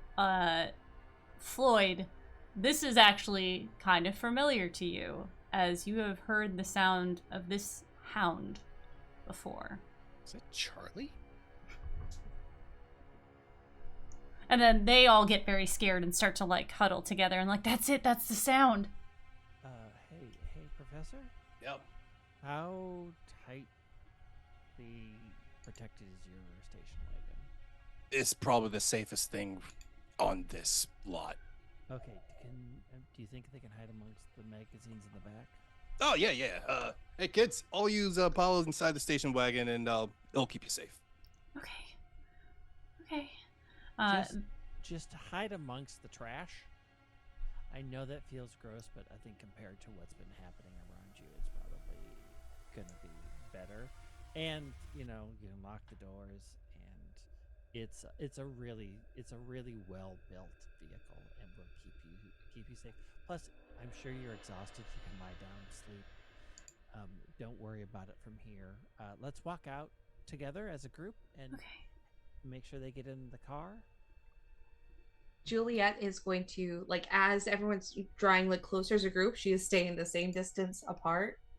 Would I be able to, since I'm further away from the group, as I'm like trying to, keep away, would I be able to do some kind of check to see if I can tell where the sound came from?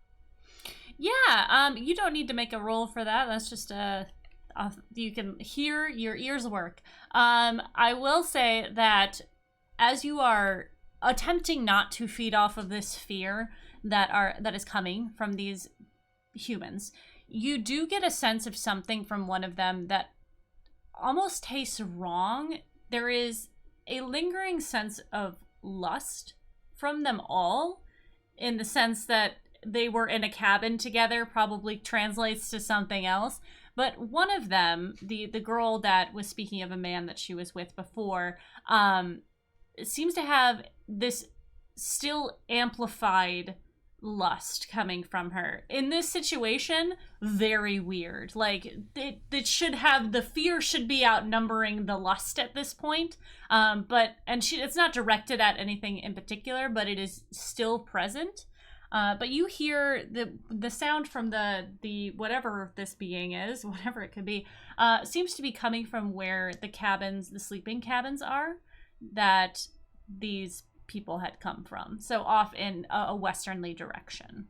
Okay, before I do anything then, I would say this is weird for Promethea. She's actually going to approach them, specifically that one person. And unfortunately, there's going to be that like beating. So I don't know, like, because I do have like a natural attack, which is like life drain. I don't know if you want them to take anything from that, but it's just like it's a one harm. Yeah. It's not like huge. Yeah. But she's going to walk over and she'll go, I don't think you know me, but I write an article called Dear Juliet, I'm Juliet. Tell me. And I'd like to use my unnatural appeal to manipulate someone and go, tell me how you're feeling.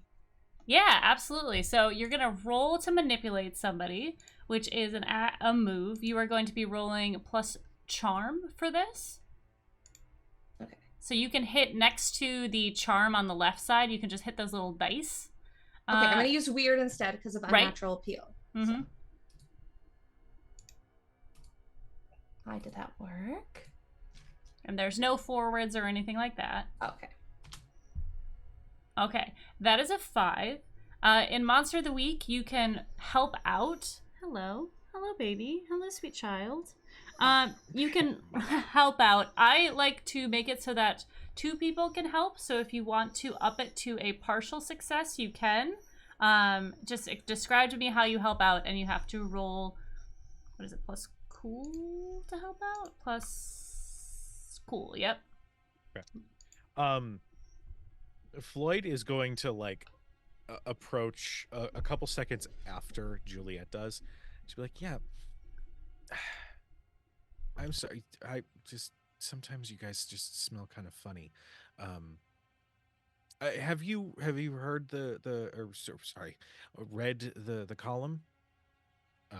Just to kind of redirect back at Juliet's. Yeah. That's a 5. Oh boy. Okay. So It was the smelling part, wasn't it? yeah, yeah. You're also weird. Who's you?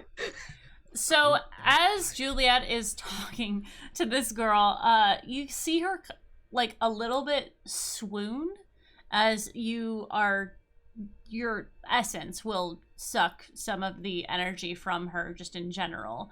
And I will say that as you are trying to help out with this, Floyd, you get this sense and this scent as you have moved up where whatever is lingering on her, you don't know about the lust thing, you don't know about the way she's feeling, but you do get a scent from her, a very familiar scent, a very demonic scent, where she can't really like answer you, Juliet. She's like, I'm sorry, I'm just really like, I just got really lightheaded for a second. But Floyd, you are picking up on that for sure. I don't say anything, but I just kind of do like one of these. As she is feeding, everyone kind of notices the jovial attitude is kind of diminishing. She goes, "Okay, go get some rest. Thank you." And they go to the car and close themselves in and lock the back door. I'm gonna Prometheus will. Floyd. Go ahead, Prometheus.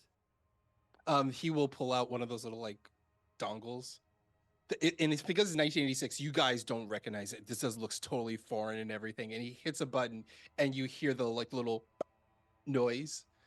And once again, totally familiar. He's like, "Yeah, this is a new technology. It's a security for a car. Basically, what it does. Now, hear me out. Hear me out.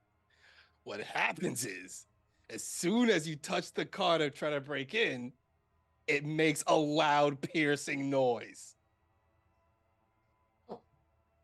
Wouldn't that draw things to the car? Why would you want to do that? Wait for it. But if you stand and hear the sound for more than 30 seconds, your bowels start to erupt and you will eviscerate your entire body. Oh, It's brilliant. Is it gonna hurt the people inside? No, they're roll up the window, kids. Roll up the windows. Roll up the windows. They're fine. They're fine. what's up, meat? Okay, 1. Why? What is with the meat thing? But 2, what are you 2 doing? What's with the? Is that one of them your family member? Have I just agreed to lock your serial killer family member in with an innocent person? I mean, Is that- Are you a serial killer? You got to tell us that's entrapment. I'm not a serial killer. You said you are from a serial killer family.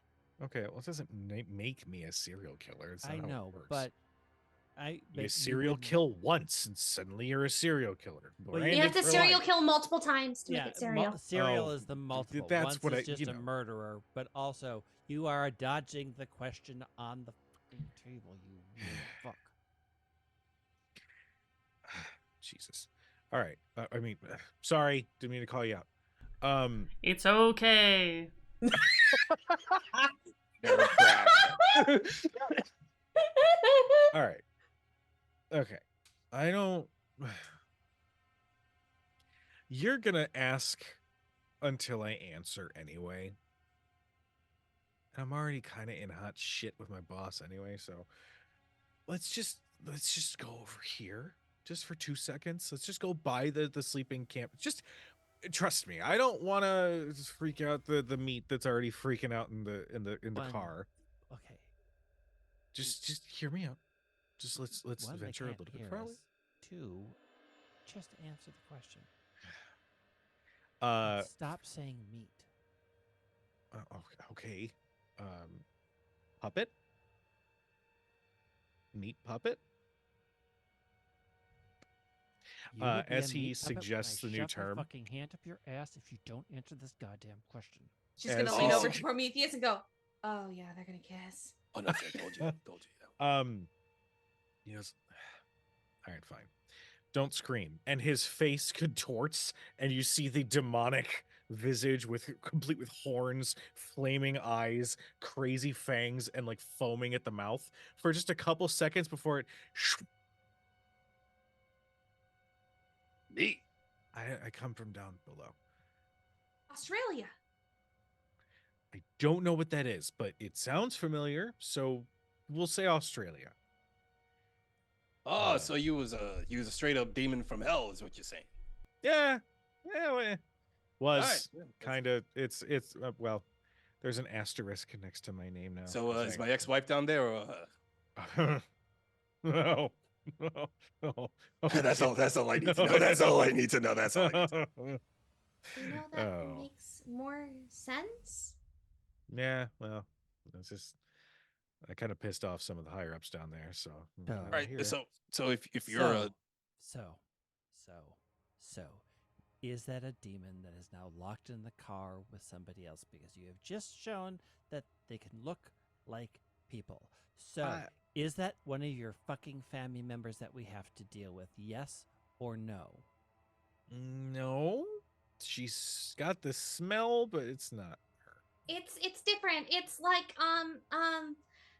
affected. She's really hypercharged. And how would you, Got it. Juliet, my cousin, know that? yeah, Juliet, why don't you explain to your cousin why you can do that? Oh, it's because she's actually no. I did learn one thing while I've been up here, and that is that certain secrets should be revealed by the person holding it. Don't out people. Anyway.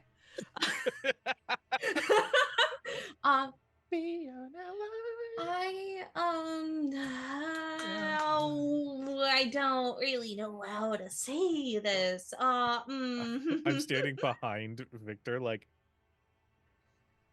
What are you spelling? Wait, what? Oh, I know how to write it, but I just don't know how to say it. It's Demon? pretty. No. We're related, so that would mean you're a demon. So, unless you're a demon. I am not. I am not. Okay. Which is now beginning the question. What are you? What are you? Your cousin, And a vampire. Ta-da! okay, But like an energy one, not like the blood. oh, shush. I don't deal with dead things, so you are not a problem. You seem alive. You're my cousin. I love you. That's not a problem. I love you too. Is that why you weren't coming near me? Is it like Yeah. airborne contagious? No, it's energy. So if I get too close to you, I'm gonna feed off your energy, and I don't want to do that to you. Yeah, but that's 'cause- what family does all the time, anyways. Well, yeah, but like you don't know about it. I'm not talking like about like Uncle Lou. Well, yeah, Oh. but is it worse than Uncle Lou? Because Uncle Lou's a fucking piece of work. He sucks. No, but We have a spot for him when he's ready to go. Don't worry. Okay, you Hmm. demon. Noise is what? That'd probably be Charlie. I think he got And real then- excited when Kujo came out, so he's probably cosplaying right now. So, we gotta just sort of sort through that. What Okay. is a Charlie, because I did have to go through Bible study and there was no Charlie the demon listed amongst the things. Great read, by the way. I picked it up. I'm just not into how much fucking exposition there is. Anyway, I have to confirm, but it might be a hellhound. I don't know yet. So we just have to go and figure it out. It's fine. Also, just real quick before we go ahead and do the thing, like 99% of the shit that you've been taught is like it's kind of bullshit. So just, have an open mind. That's all I'll say. I might be what you call a demon, but like I'm not gonna eat your face and You take your call children or anything. human beings meat. Maybe he's a vegetarian.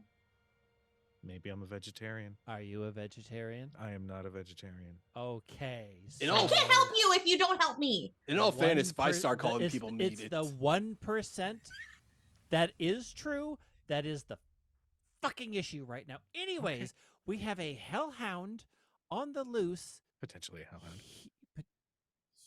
here, which I'm going to say falls into the beast category, so at least I can fucking salvage something out of this evening. Sure. Are you recording? You should probably could get be. your camera. You I should can be. hold the camera. No, you cannot. Oh, okay. You know who's That really is- good at that is the stabilizing? professors. That is the I'll professor's job. I'll take the camera. Why don't I take the camera up? And I would like to take this camera. If he gives him the handheld camera, I would like to use weird science to turn this camera into a full out like scanner to find to pretty much so I could use a viewfinder to find this thing and lock onto its very unique energy signature, trying to like pinpoint it out in the middle of this forest. Interesting. Yes, go ahead and roll me a weird science for that, please. So I roll 2d6 plus weird. Mm-hmm. That is a 10 plus Okay. weird. That is, that's a straight up 10. All right. So because of your move, Weird Science works. I'm going to show it to all players. You create or adapt a device to analyze or deal with a strange situation.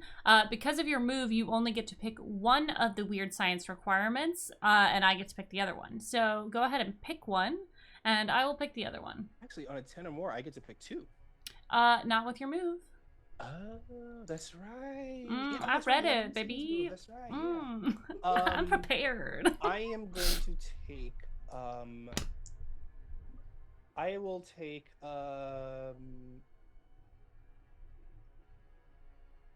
it needs a rare and weird material. Okay. Do you know what material that is? Yes, it is, because Floyd has been saying they have a very unique connection with the Hellhound. So he looks over at Floyd and he pulls out a cotton swab. Open your mouth.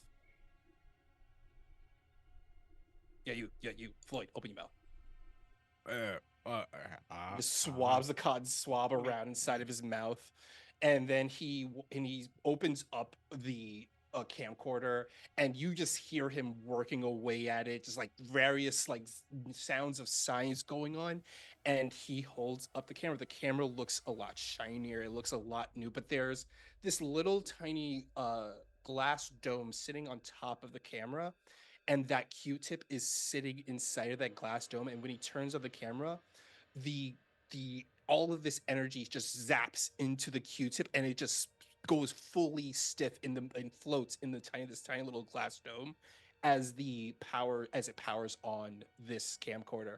And he looks through it, and he looks right at Floyd, and he will see like this, like I guess like a demonic aura around him. And he looks and he points it towards everyone else. And I'm guessing he won't see anything for Victor, but I guess for Juliet, there's like a little bit of like an aura. Yeah. It's not demonic, but it's But I it's guess like something blue. familiar. Yeah, It's like a something light familiar. blue. It's like Wait, a are light there blue. mirrors in the camera? Because if there are, you can't see me. There's no Ooh. mirrors. No, you don't see you. It's just your aura. It's just like the aura Yeah. surrounding is like. your All aura. right. And the requirement that I will say is it won't work exactly as you intended, but we'll get there.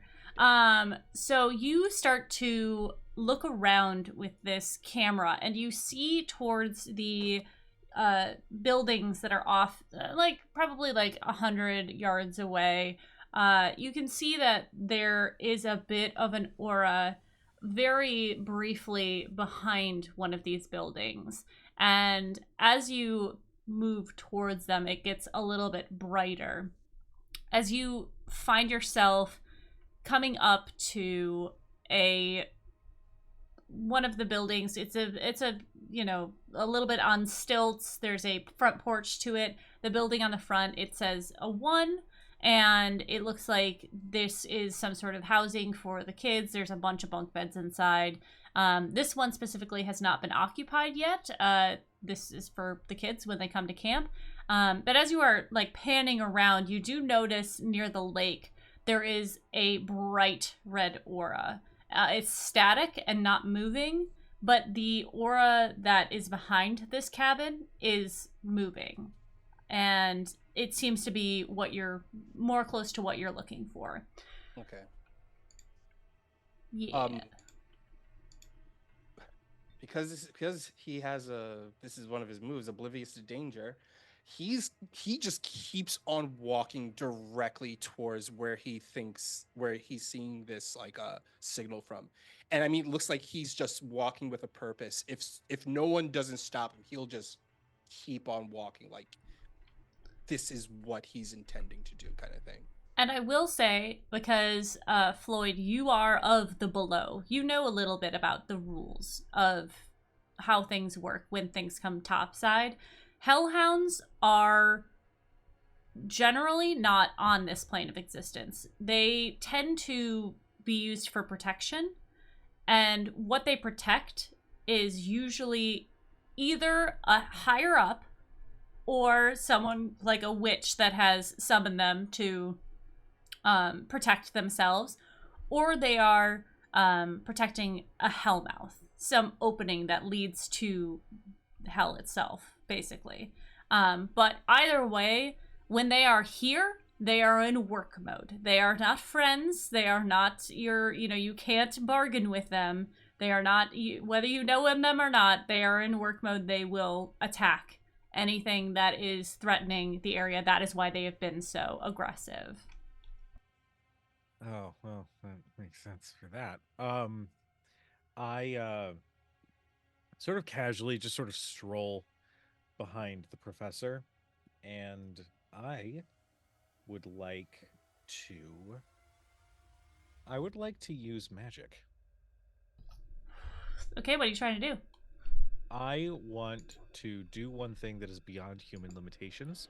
Okay. In that I want my sight to reveal the direction that this hellmouth or this door, as Big Boss mentioned, would be, just so I can kind of understand what perimeter they're drawing. Yeah, absolutely. Go ahead and use magic, which would be a weird roll, please. Okay. Everything's gonna be fine. Everything's We great. got this. Yeah, It's +1. fine. Cat, calm down. God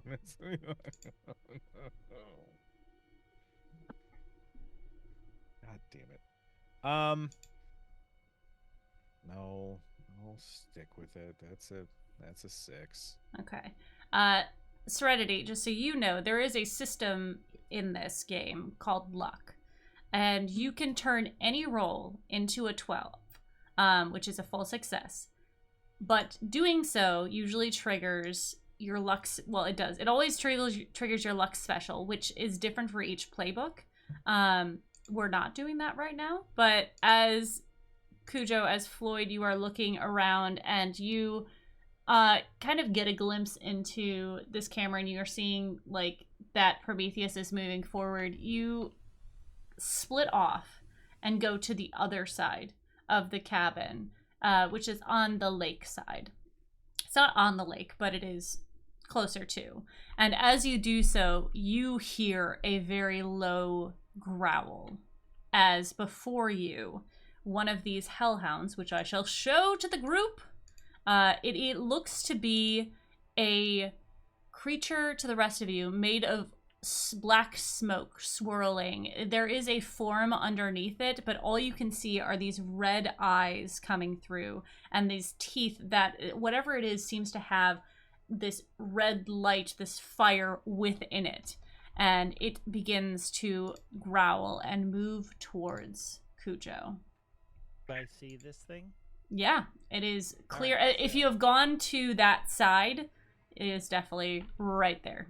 All right, so my first encounter power kicks in. Whenever I see a new type of creature, I may immediately ask one of the investigative mystery questions. Mm-hmm. And the question that I want is, immediately knowing that this is dangerous, I want to figure out if I know what can hurt it. Absolutely. So, looking at this thing, knowing what you know from what Floyd has told you about what it is and what it could be, the lore that you are pulling into, you know that whatever this is probably weak to any holy weapons or any magic weapons. It is a being of hell. So anything that could hurt a hellish creature like holy water or crosses, depending on the denomination. You're not quite sure as far as that goes, but sure bet is holy weapons, holy water, magic of any sort, which I don't know if Victor believes that magic is real or not, but or he taps into something else that is technically magic, but he believes is not, would be the best bet to hurting this thing. And you would know, I guess you could believe or not believe that if you want to make holy water, it is just like you do the thing over the water, and you don't have to be an ordained priest to do so. It is sort of more of a belief than it is an actual that is a me telling you that you don't have to be a priest to make holy water in this game. Okay, well, I am going to back away to go find like a bucket of water. All right, for everyone else, we are going to enter into combat. The way combat works in Monster of the Week, there is no turn order. It is, the monster doesn't roll any dice, but it may make you do things. So basically everyone's going to get a turn, and then the monster will do something. If you attack the monster, it will always attack you back. You can choose, if you're rolling like kick some ass, and you roll really well, you can choose to not take as much harm from it, that sort of thing. So we'll get into it. Does anyone have anything they want to do first? Prometheus, you could be coming up the back end of this and kind of seeing it from the back side of it. Okay. All right? What I would like to do is I would like to roll kick some ass. Okay. I will. Actually, can I do another weird science roll? Sure. Do whatever I you want, would baby like boo. to. What I would like to do is I would like to use take the light on the camera, Mm-hmm. and I would like to overclock it. Okay.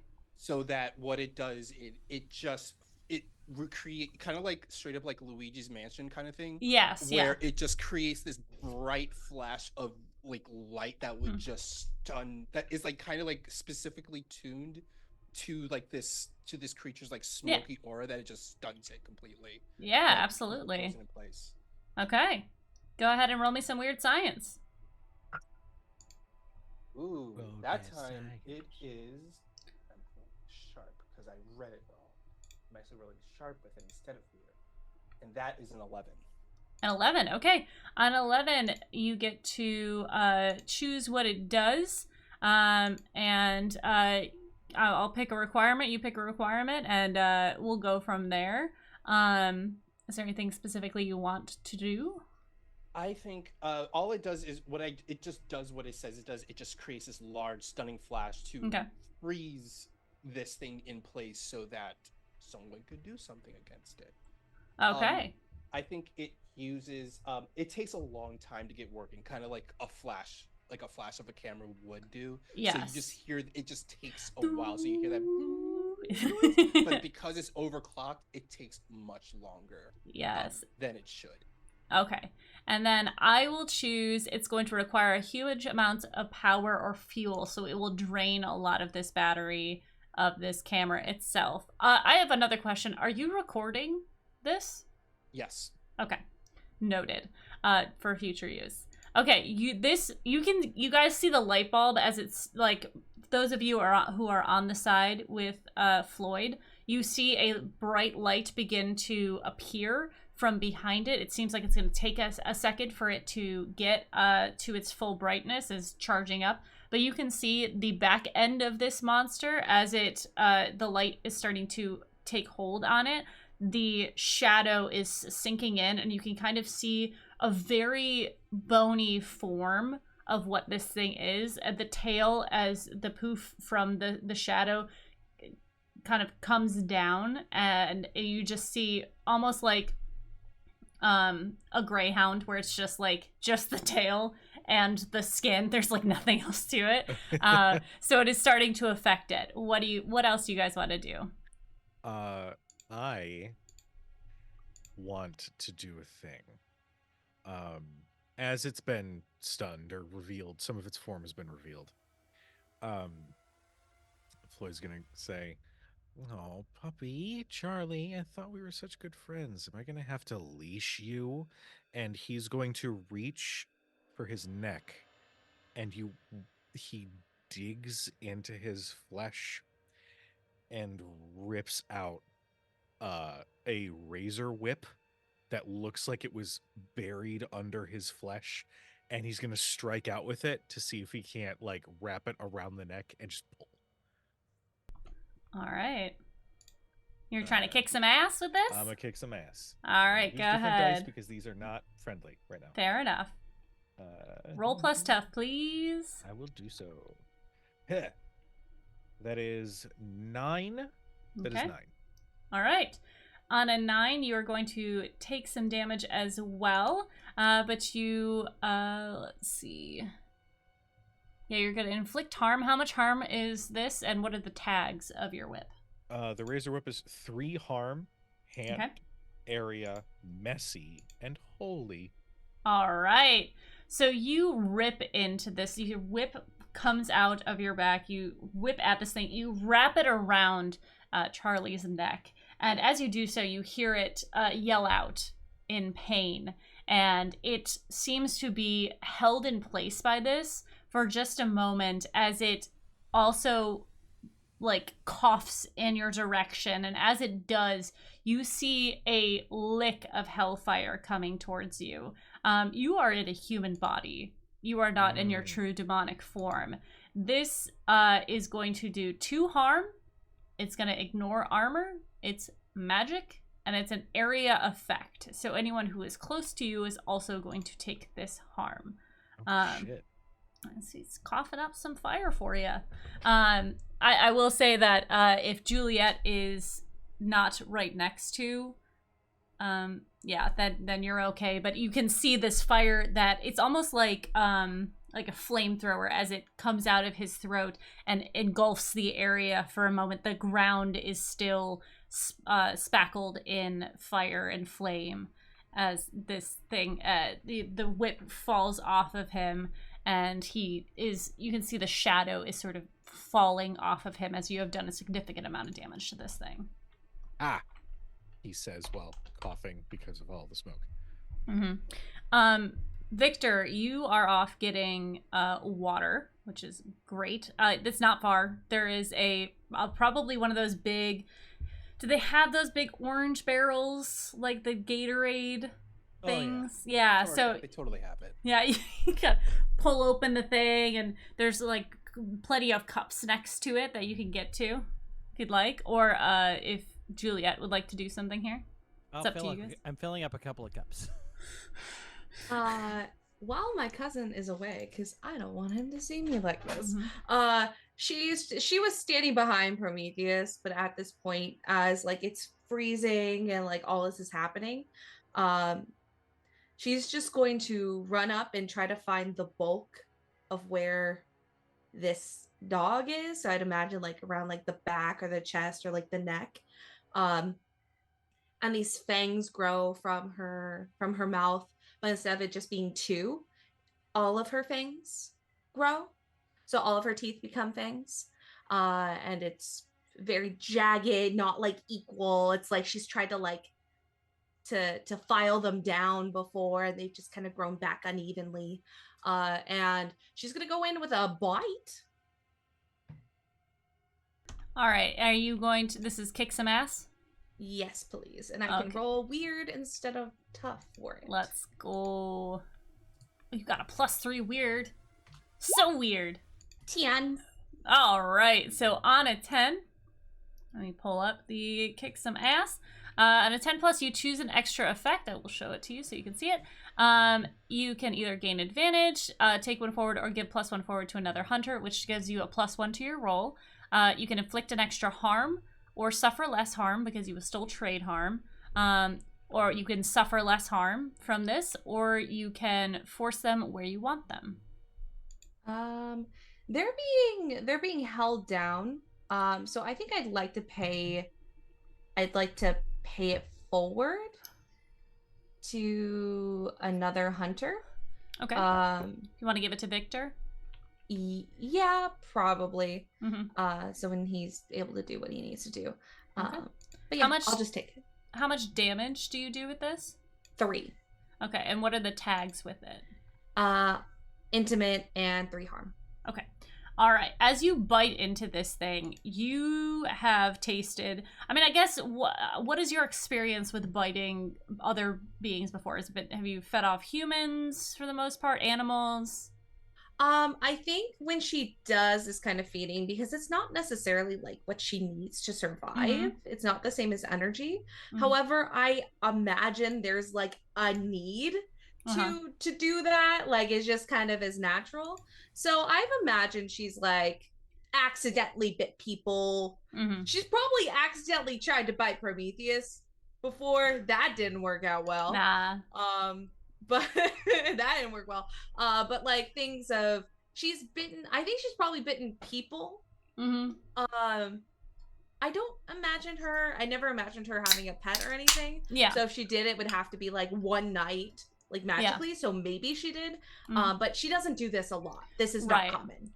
As your teeth bite into this thing, you kind of get past this smokiness that is surrounding the actual meat of the thing, if we're talking specifically. You bite in, and as you do, you kind of feel like the taste of almost cobwebs or like hair in your mouth. Like it's really kind of gross as this thing has this smoke, this hellish essence around it, but you do a significant amount of damage to it as it yelps in pain, and as it does, it's going to turn and try to bite you right back, or it's going to claw you as its back leg comes up and kicks you forward, as it's going to do 1 harm to you, and it is close and messy, which just means that you start to bleed from this. This tag is more of a storytelling than you're not likely to take more damage going forward. But you can see that there is a large gash in your side and down to your leg as this thing has kicked you. Again, only 1 harm. Not too bad. All right. This mesquite puppy. Yeah, this poor baby. Gregory, you have filled up these things. Would you like to use some magic to make them magical, or what are you doing with them? Yeah, I mean, I'm rushing back, saying a prayer over both of them. Like, kind of understand, like, this is a urgent thing. So yeah. I'm hustling back while saying prayer. Like every, I've had those things. Attended church like a million times. Yeah. I don't even know why they're the things, but I'm like saying. Yeah. All these things. So yes. Assuming that's use magic. Yeah. Why don't you go ahead and use some magic? That's going to be plus weird unless you have something different. Did I have a +1 forward? Was that given to me? You do have a +1 forward, so that's going to be a 10. A 10. All right. Yes, baby. Hell yeah. Baby. So the magic works without issue. You've chosen your effect and is making this holy water. You do so, and as you do, you don't feel any different, and this magic seems to, like, the water doesn't glow or anything, but as you do this, you throw it on this hellhound, or you throw one bucket on one of this cups on the hellhound. It's a solo cup. You throw it on the hellhound, and you can hear it as it wreathes back in pain. There is a bit of fire and a bit of smoke as this thing immediately sort of goes up in flame and smoke as it dissipates into the ground. Oh, handy. All right, the monster's turn.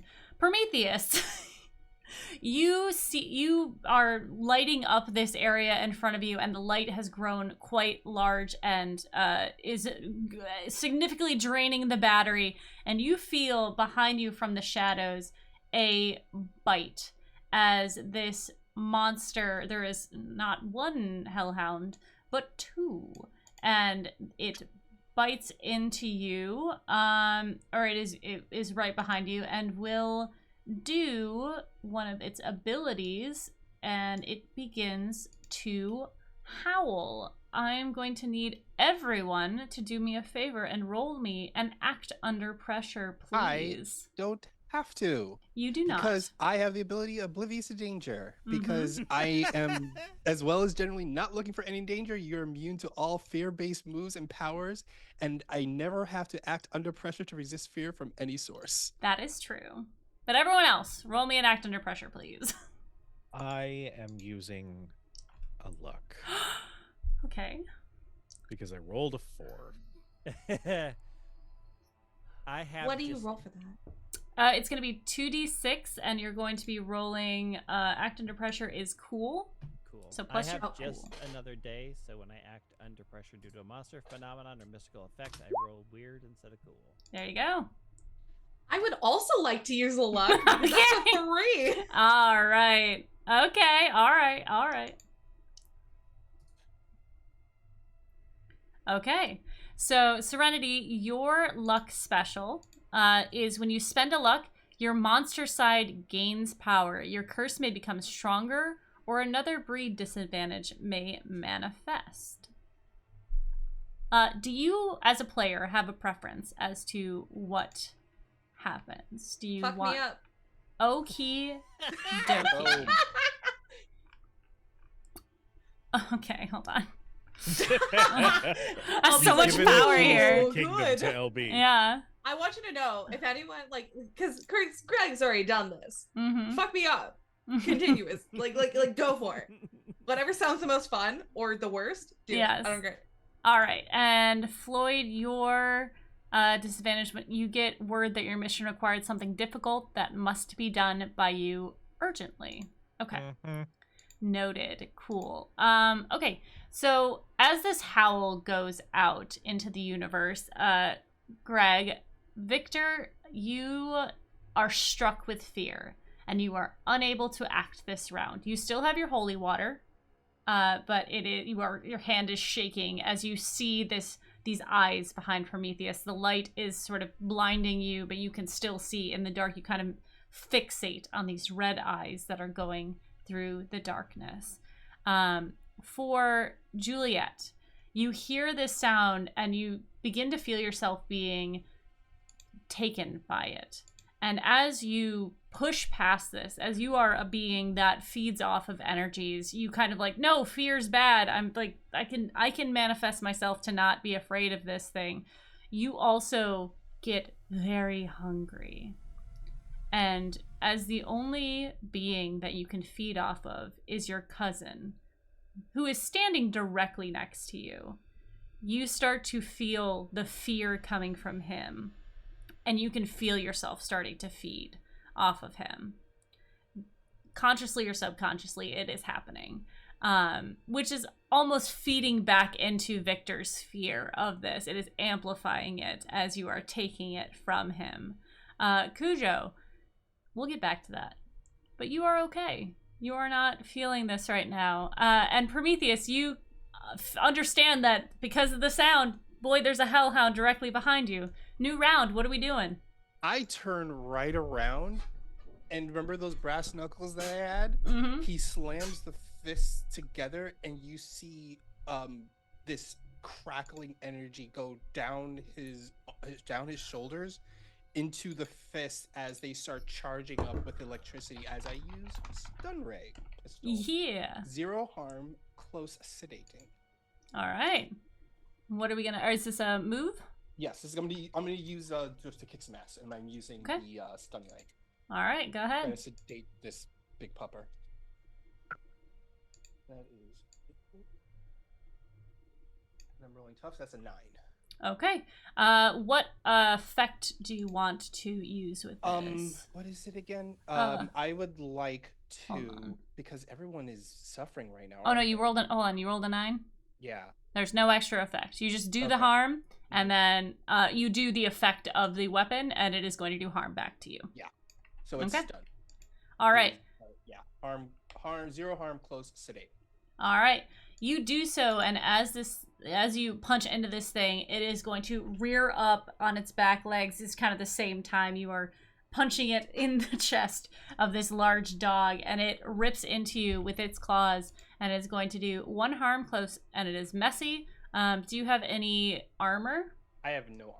Okay, so you see that this creature has ripped into your outer housing, and that's going to take a while to heal up, but you also, or to fix up, but you are also, you start to see some of your inner wiring is being exposed, but it is stunned, and in doing so, it will not attack anyone who is hitting it next. Speaking of, who's next? I can get mine done pretty quickly because Okay. based off of what you stated, I gotta go drain some life because I hunger and there's only one person, and she's gonna feel so bad. But like, this is the first time he's seeing her like this with the jagged fangs, bleeding off the side, and for flavor I imagine like it's a typical blood. However, it's almost like the emotions, like the life essence that she draws from others is also seeping out like a miasma from the wound as well. So there's also like this kind of like light blue miasma that's pouring out from the wound with the blood. Eyes like pinpoint, and she's gonna walk over and just go, I am so sorry, before just putting a hand on your shoulder, gripping tightly, and doing a life drain 1 harm. Shit. I will say that this is enough to pull you out of the fear that you have been inflicted by this being, as you kind of, your eye contact is switched and you look to see your cousin in this state feeding off of you. You still take the harm, but the stunned is no longer in effect.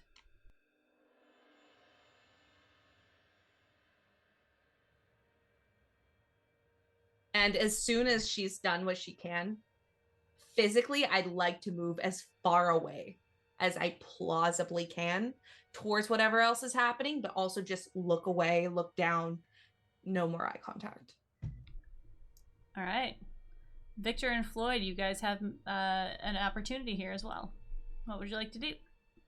Go ahead, Victor. Just shaken, wobbly, brain just switches to focus on the task, like dashes forward to just chuck water. Like, I got one thing I can do, and this is the thing I'm gonna fucking do. You got it. You've already created this holy water. You're not really kicking some ass. As I'm you are assuming just. This is acting under pressure. That makes sense to me as well. So roll plus cool, please. I roll plus weird because it's Hell, just another that's day. But right. I got a 12. You Hell are yeah. locked into this. You focus in and splash this hellhound, and you can see in this one, as it has not quite taken as much harm as the other one, the holy water is dripping, and you can see that the smoke is fading away, and it almost looks like a skeletal skull. As you have hit it in the face, the eyes begin to fade out and flicker, the fire behind the mouth as it howls out in pain. You have done a significant amount of damage to this thing. Victor, do you want to take it home? You mean Floyd? Floyd, you want to take it home? Yeah, Floyd's gonna take it home. We are going to use a move to cast out evil. You may banish an unnatural creature from your presence. I have to roll plus tough. At a 10 plus, it is banished. 7 to 9 takes a little while. A creature might get 1 or 2 actions, but either way, the creature is unharmed, and you have no control over where it goes. But it will be banished.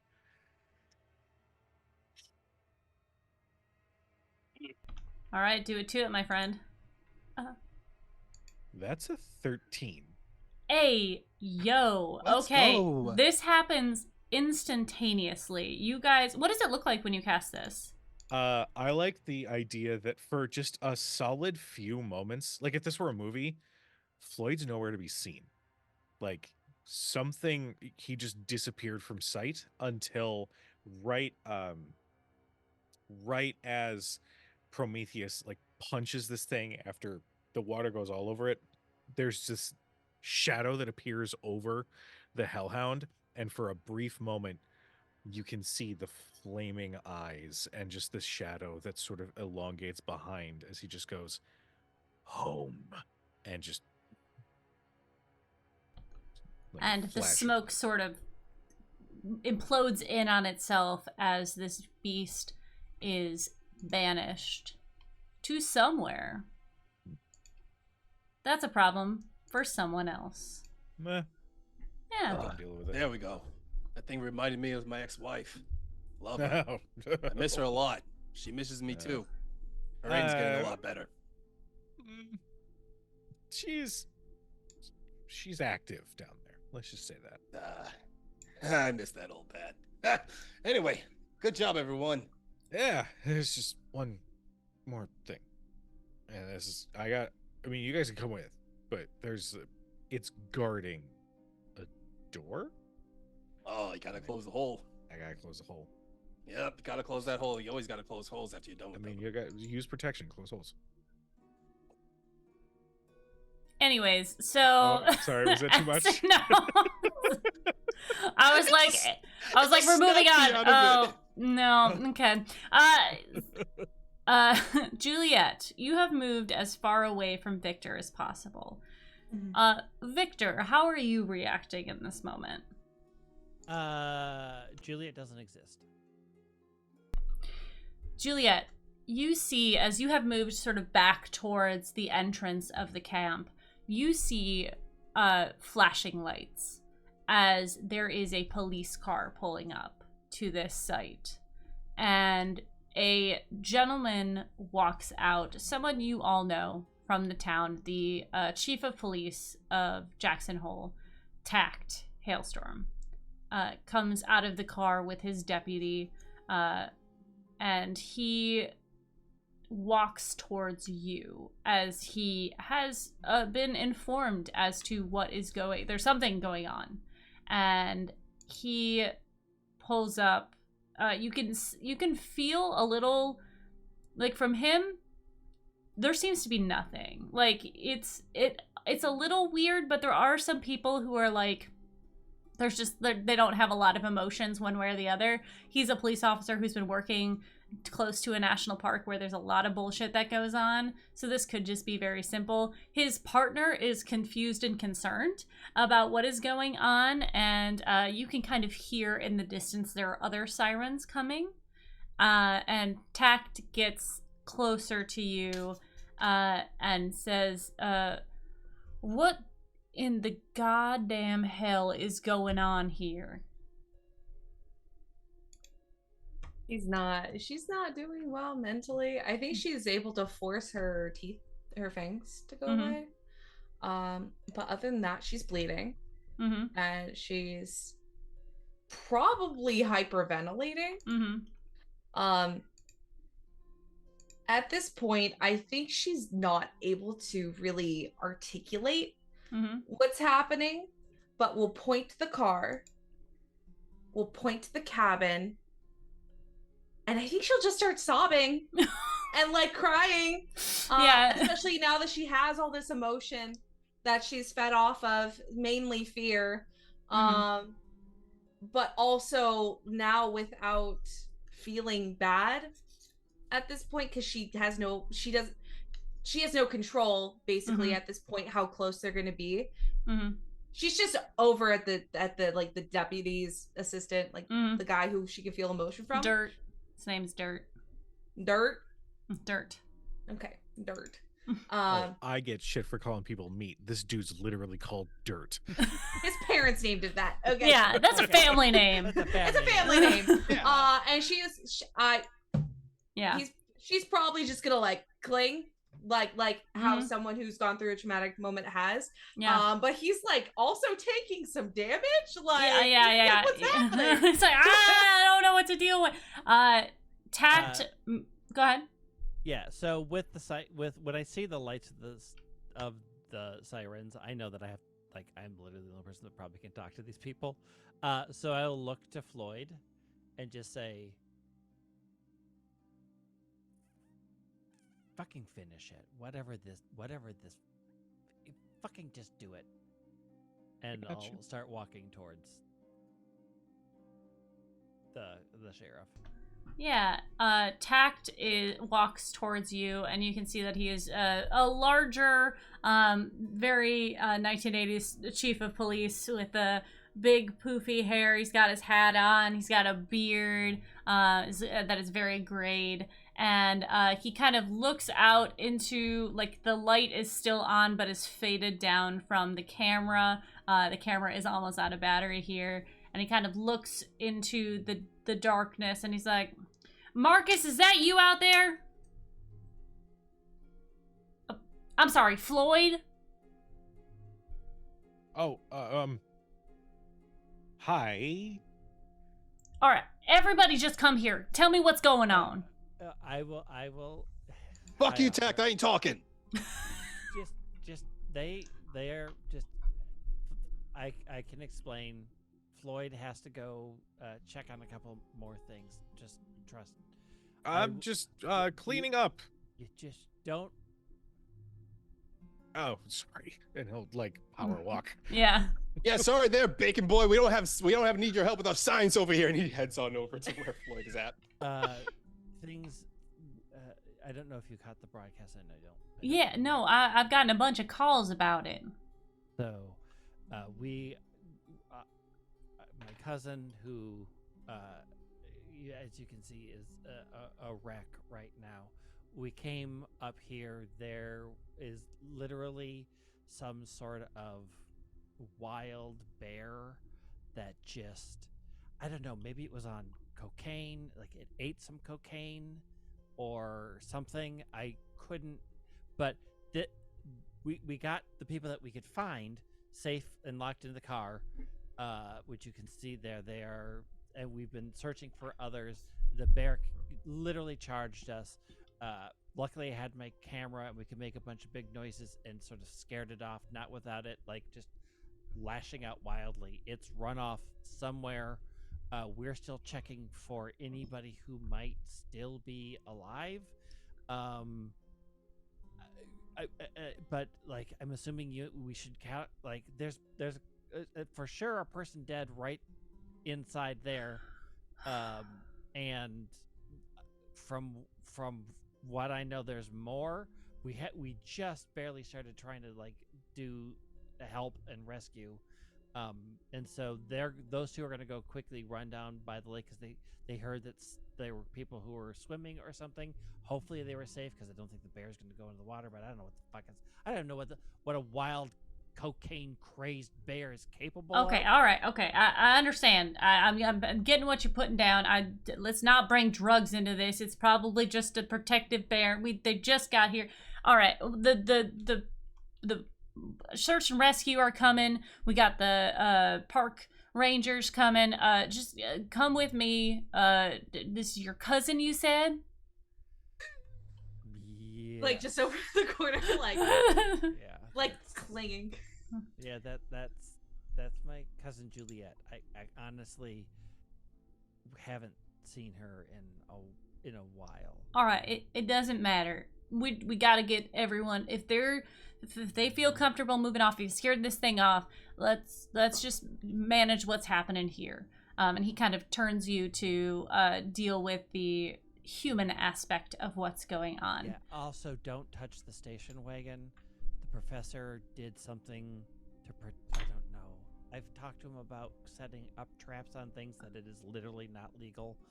But you know how the professor is, right? Understood. We'll just make sure that everyone is inside safe. We'll cans off it. All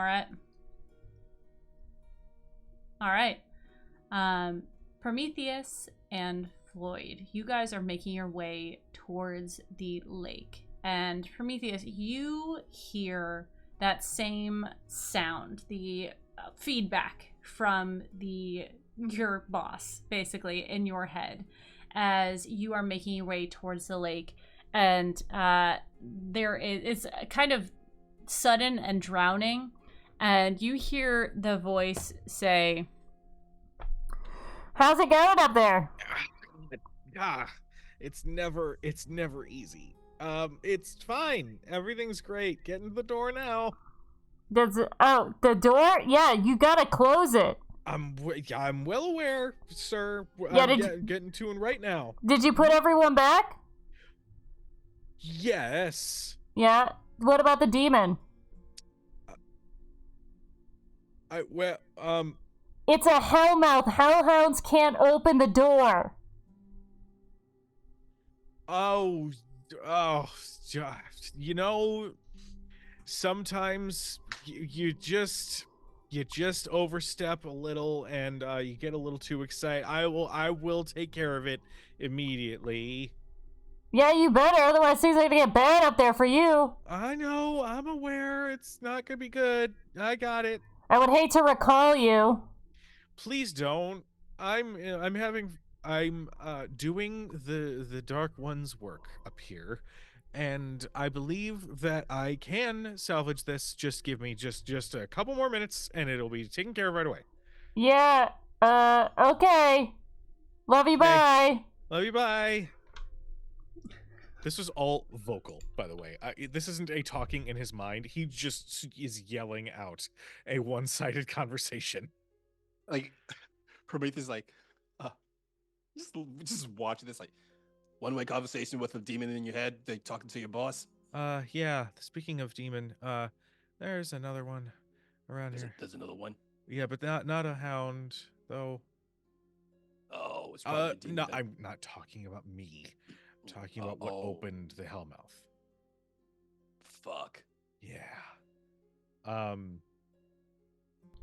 Yeah. Such a It bad seems idea. there's a whole nother mystery on our hands.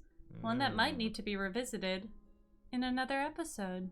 Oh my god. You guys want to play again? Please, yeah. No, but normalize telling your dispatcher you love them.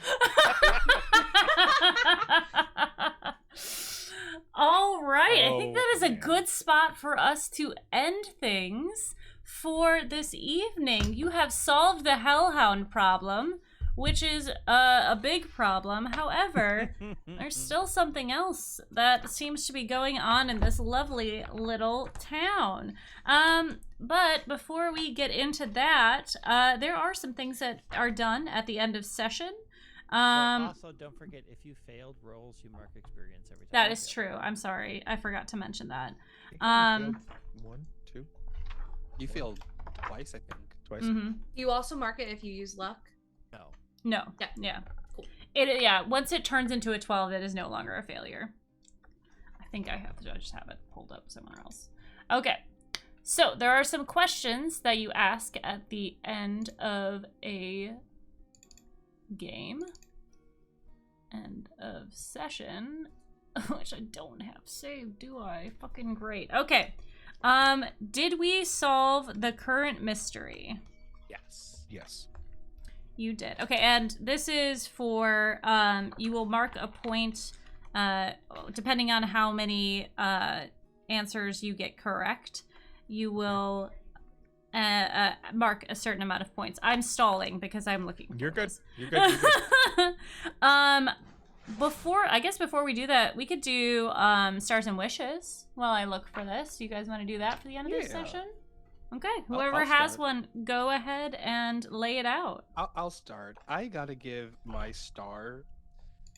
Giving one of my stars to fucking Victor. My God, I fucking how Victor is not here for this because and also just it's just the polar opposite of Prometheus because Prometheus just is because Prometheus is programmed not to feel fear, so he just doesn't care, whereas Victor is the total opposite of it. So it's very nice to see how these two play off each other, and I just loved like the moments they had. It was great. Serenity, Juliet is just I love Juliet and Prometheus. They were was basically like if Lydia and Beetlejuice, they have a very Lydia and Beetlejuice energy Yes. where Yes, because it's like success. why is this sweet wonderful woman hanging out with this trash of a person? You should like you can do better. You can Aw. do way better. I won't. But you won't because you know what? You love this guy. He's your best friend. You can't turn away from him. And I just really like that. Kujo Floyd is just perfect. he's such the guy at the bottom of the totem pole thinks I just gotta do my job so I can go home. Please let me do this. And I loved it. It was great. My wish is a selfish one. I definitely want Prometheus's ex-wife to come back. You sure you want to invoke that? Totally fine with it. We have things we need to work out, alimony and that kind of stuff. I mean, I thought the Hey, alimony who ended alimony? when you died, but yeah, no, it's all good. It's cool. It's all fine. All right, who's next? I'll go next. I too am giving gold stars to everyone at the table because holy shit, this is so much fun. Greg, you screaming read the room was the single funniest thing. I specifically was like, I have to tune out for just a second because I have to save this clip. It was so funny. The panic with which you're playing the character is just great. And I'm so glad that we get to play on the player side of the table together. Yeah. Serenity, my favorite little bean. I missed you so much. And I love Juliet so much. I love what you're bringing to the character. I love the sweetness that you have while also like this bit of guilt that you kind of carry around. I love it. It's such a wonderful character. And Walle, holy shit with your Brooklyn ass gravelly ass accent. I love it so much. Prometheus is so much fun. He's somehow Bender but worse, but in like a good way. I don't know how to explain it, but he's just wonderful. Chaotic good Bender. Yeah, he's Yes. a chaotic good. Yeah, Chaotic he's good just- Bender. Oh, I like yeah. that. Yeah. I like it. And then LB, as always, you are just a perfect storyteller for Monster of the Week. So thank you for having me be a part of this. And I missed my mystery crew. I missed you so Yeah. much. Full stars to everybody. Again, like when we sort of talked about our histories, and I'm like, how are we gonna do this with these people? And I think it says something about all of us. We've done games together, so we have a rhythm that we can easily fall into, which isn't something that always happens with every cast. Which is why I'm really happy I get to play with you all and get to be a character that reacts. And this is my first ever LB game. I've never had LB run a game for me, and it absolutely wonderful, brilliant experience all around. I love all of the characters. You all are so good at giving things to react to. Sort of the realization that I am the human.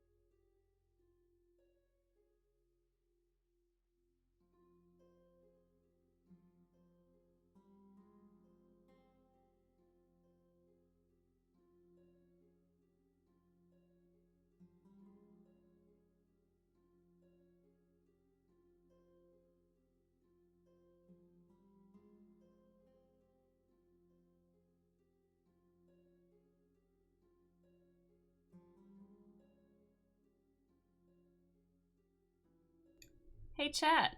Can you guys still hear me? Am I here? Hello, it's me, LB. I know you can't see me, but you might be able to hear me. Okay, hold on, I'm getting the call back up. Okay, hold on. Let me pull up the Zoom call again. My roommate just got home, so she might have kicked the internet. Hello, everybody. Hello. It's the internet. She might have. It might have. Like, the router's in her room. Hold on.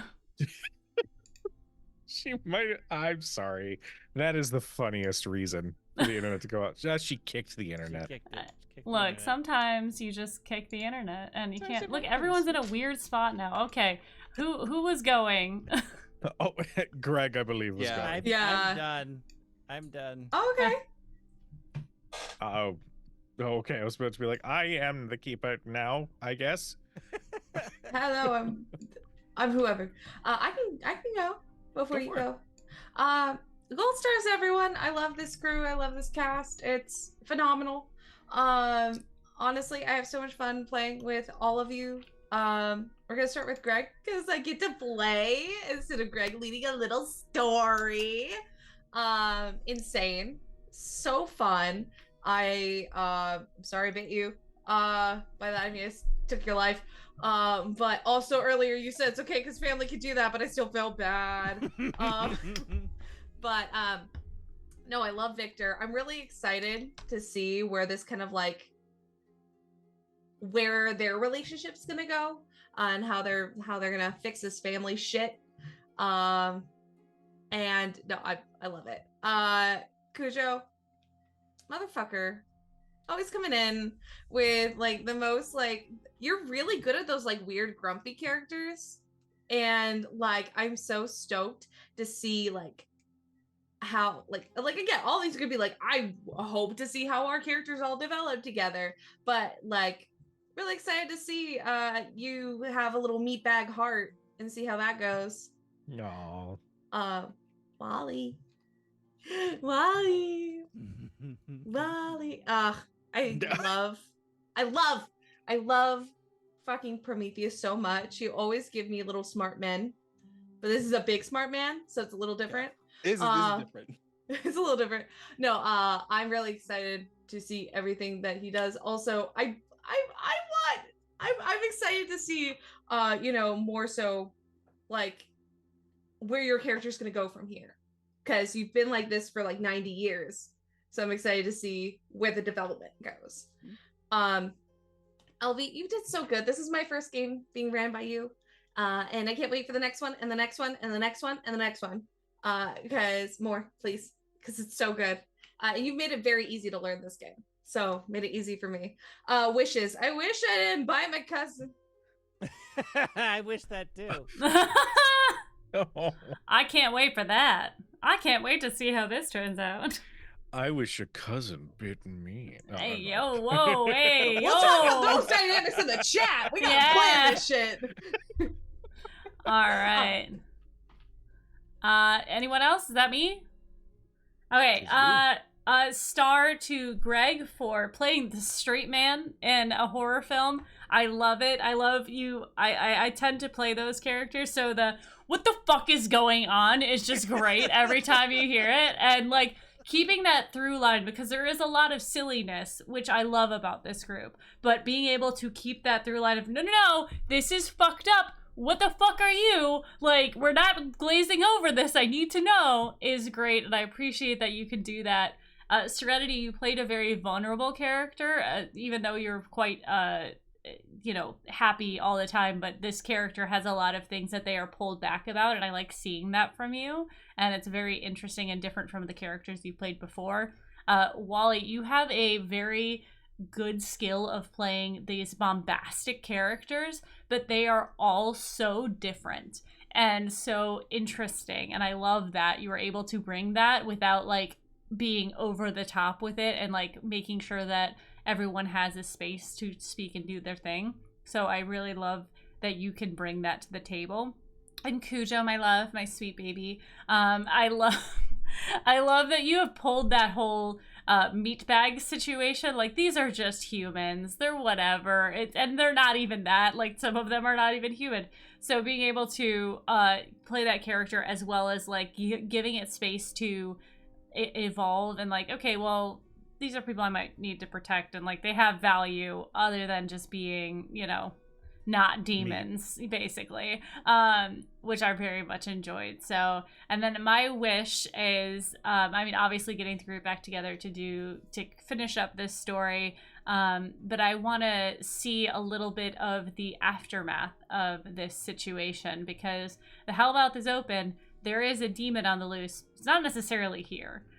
So it's not going to be a straightforward, where is he in the camp? So I'm excited to see how that plays forward into the rest of the adventure. I just want to give a thank you to my players for playing in this game and running with this Monster of the Week game with me and giving me the opportunity to run it for you guys, because I love this system. I want to thank chat for hanging out and being so vocal. I love to see it, and I love to get your reactions to things. It makes me very happy. Thank you to the new chatters, to the old chatters, and all of the people who have been watching tonight. The next time this channel, let's go around and have everybody say who they are. Oh, no, I'm sorry.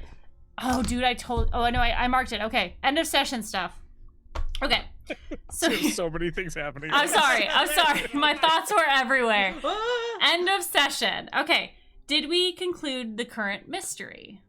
Yes. Yes, we did kill the hellhounds that were protecting this gate. The overall mystery is still open. Did we save someone from certain death or worse? Yes. 3 of them. Yes, we did. Okay. Did we learn something new and important about the world? Yeah. Yeah. Yeah. Hellmouths are a thing. Demons are a thing. Demons are an absolute thing. And did we learn something new and important about one of the hunters or more? Yes. We learned a lot. We sure did. Everyone mark 1 experience. I'm sorry, you mark 2 experience. If this brings you over the limit, you guys get to pick an advancement.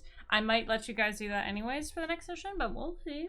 Let's have everyone go around and say who they are and where people can find you, what you want to promote. Let's start with Greg. Take it away. Hi, I'm Greg. You can find me. I'm a game designer, so you can find the games that I've made, which I played for this wonderful group. Glitter Hearts in the Mystery Business at leatherman.games. I have an actual play podcast called Very Random Encounters, where we randomize as many things as possible and then play to see what happens. We've been going for 7 years now, so we've covered every season's a different game. So if there's a genre that you like, I guarantee you that we've done something in that genre. So you can find that at vre.show. And I'm on the internet. You can find me probably easiest on Threads and Instagram at Lysander03. Those are the easiest ways to find me and the stuff I do. All right, Serenity. Yay! Hi, I am Serenity. You can find me all over the internet as Click Clack Snack. I do fun things. I like to cosplay. I like to play TTRPGs. I do some other work if you're 18 plus, which is pretty cool. Voice acting, I do too much, but I love it, so it's fine. You can catch my other pretty consistent projects every other week, including this Sunday. We will be playing Tragedy of Theologian, a 5e Greek mythos inspired game on Total Party Kiss. Also, please go to Husha_kids YouTube and go look at the Lurking Legends. It has Walle in it, and it has me, so that's insane. And there's more. And if you make a little comment about how much you like it, maybe we'll have more episodes out soon. Who knows? It's crazy. Now I'm doing a lot of projects, so just keep an eye out on my stuff to see what's new and upcoming. And that's me. All right, Walle. What's up, y'all? It's me, Walle, favorite non-binary sign, best friend on the internet. You can find me on social medias at WALLE132, like the cute little Disney robot, where you could also find me talking about the stuff that I do, the things that I'm in. You can also check me out over on Spotify, over at R&D with Kappa and Walle. It's my podcast. Me and Kappa, we have a podcast. Episode 2 is out right now. We talk about Kingdom Hearts. This is basically a show where we just talk about the things in pop culture that we love. Yes, first episode was about the adventures of Sonic the Hedgehog and how there were 2 Sonic the Hedgehog cartoons being run at the same time and the mystery behind that. And the second episode, Kappa tries to explain Kingdom Hearts to me. So there's that. So yeah, come check that out. It's a good, dope, fun time. Got a Norda boy. That's all I know. Kujo. Hi. I wasn't expecting that.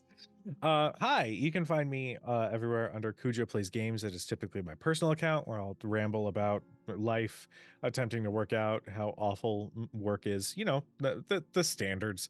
But if you're looking for tabletop RPG content, you can find me at Crit Hit Chronicles or at Crit Hit Chron if it's Twitter, because character limits are a thing.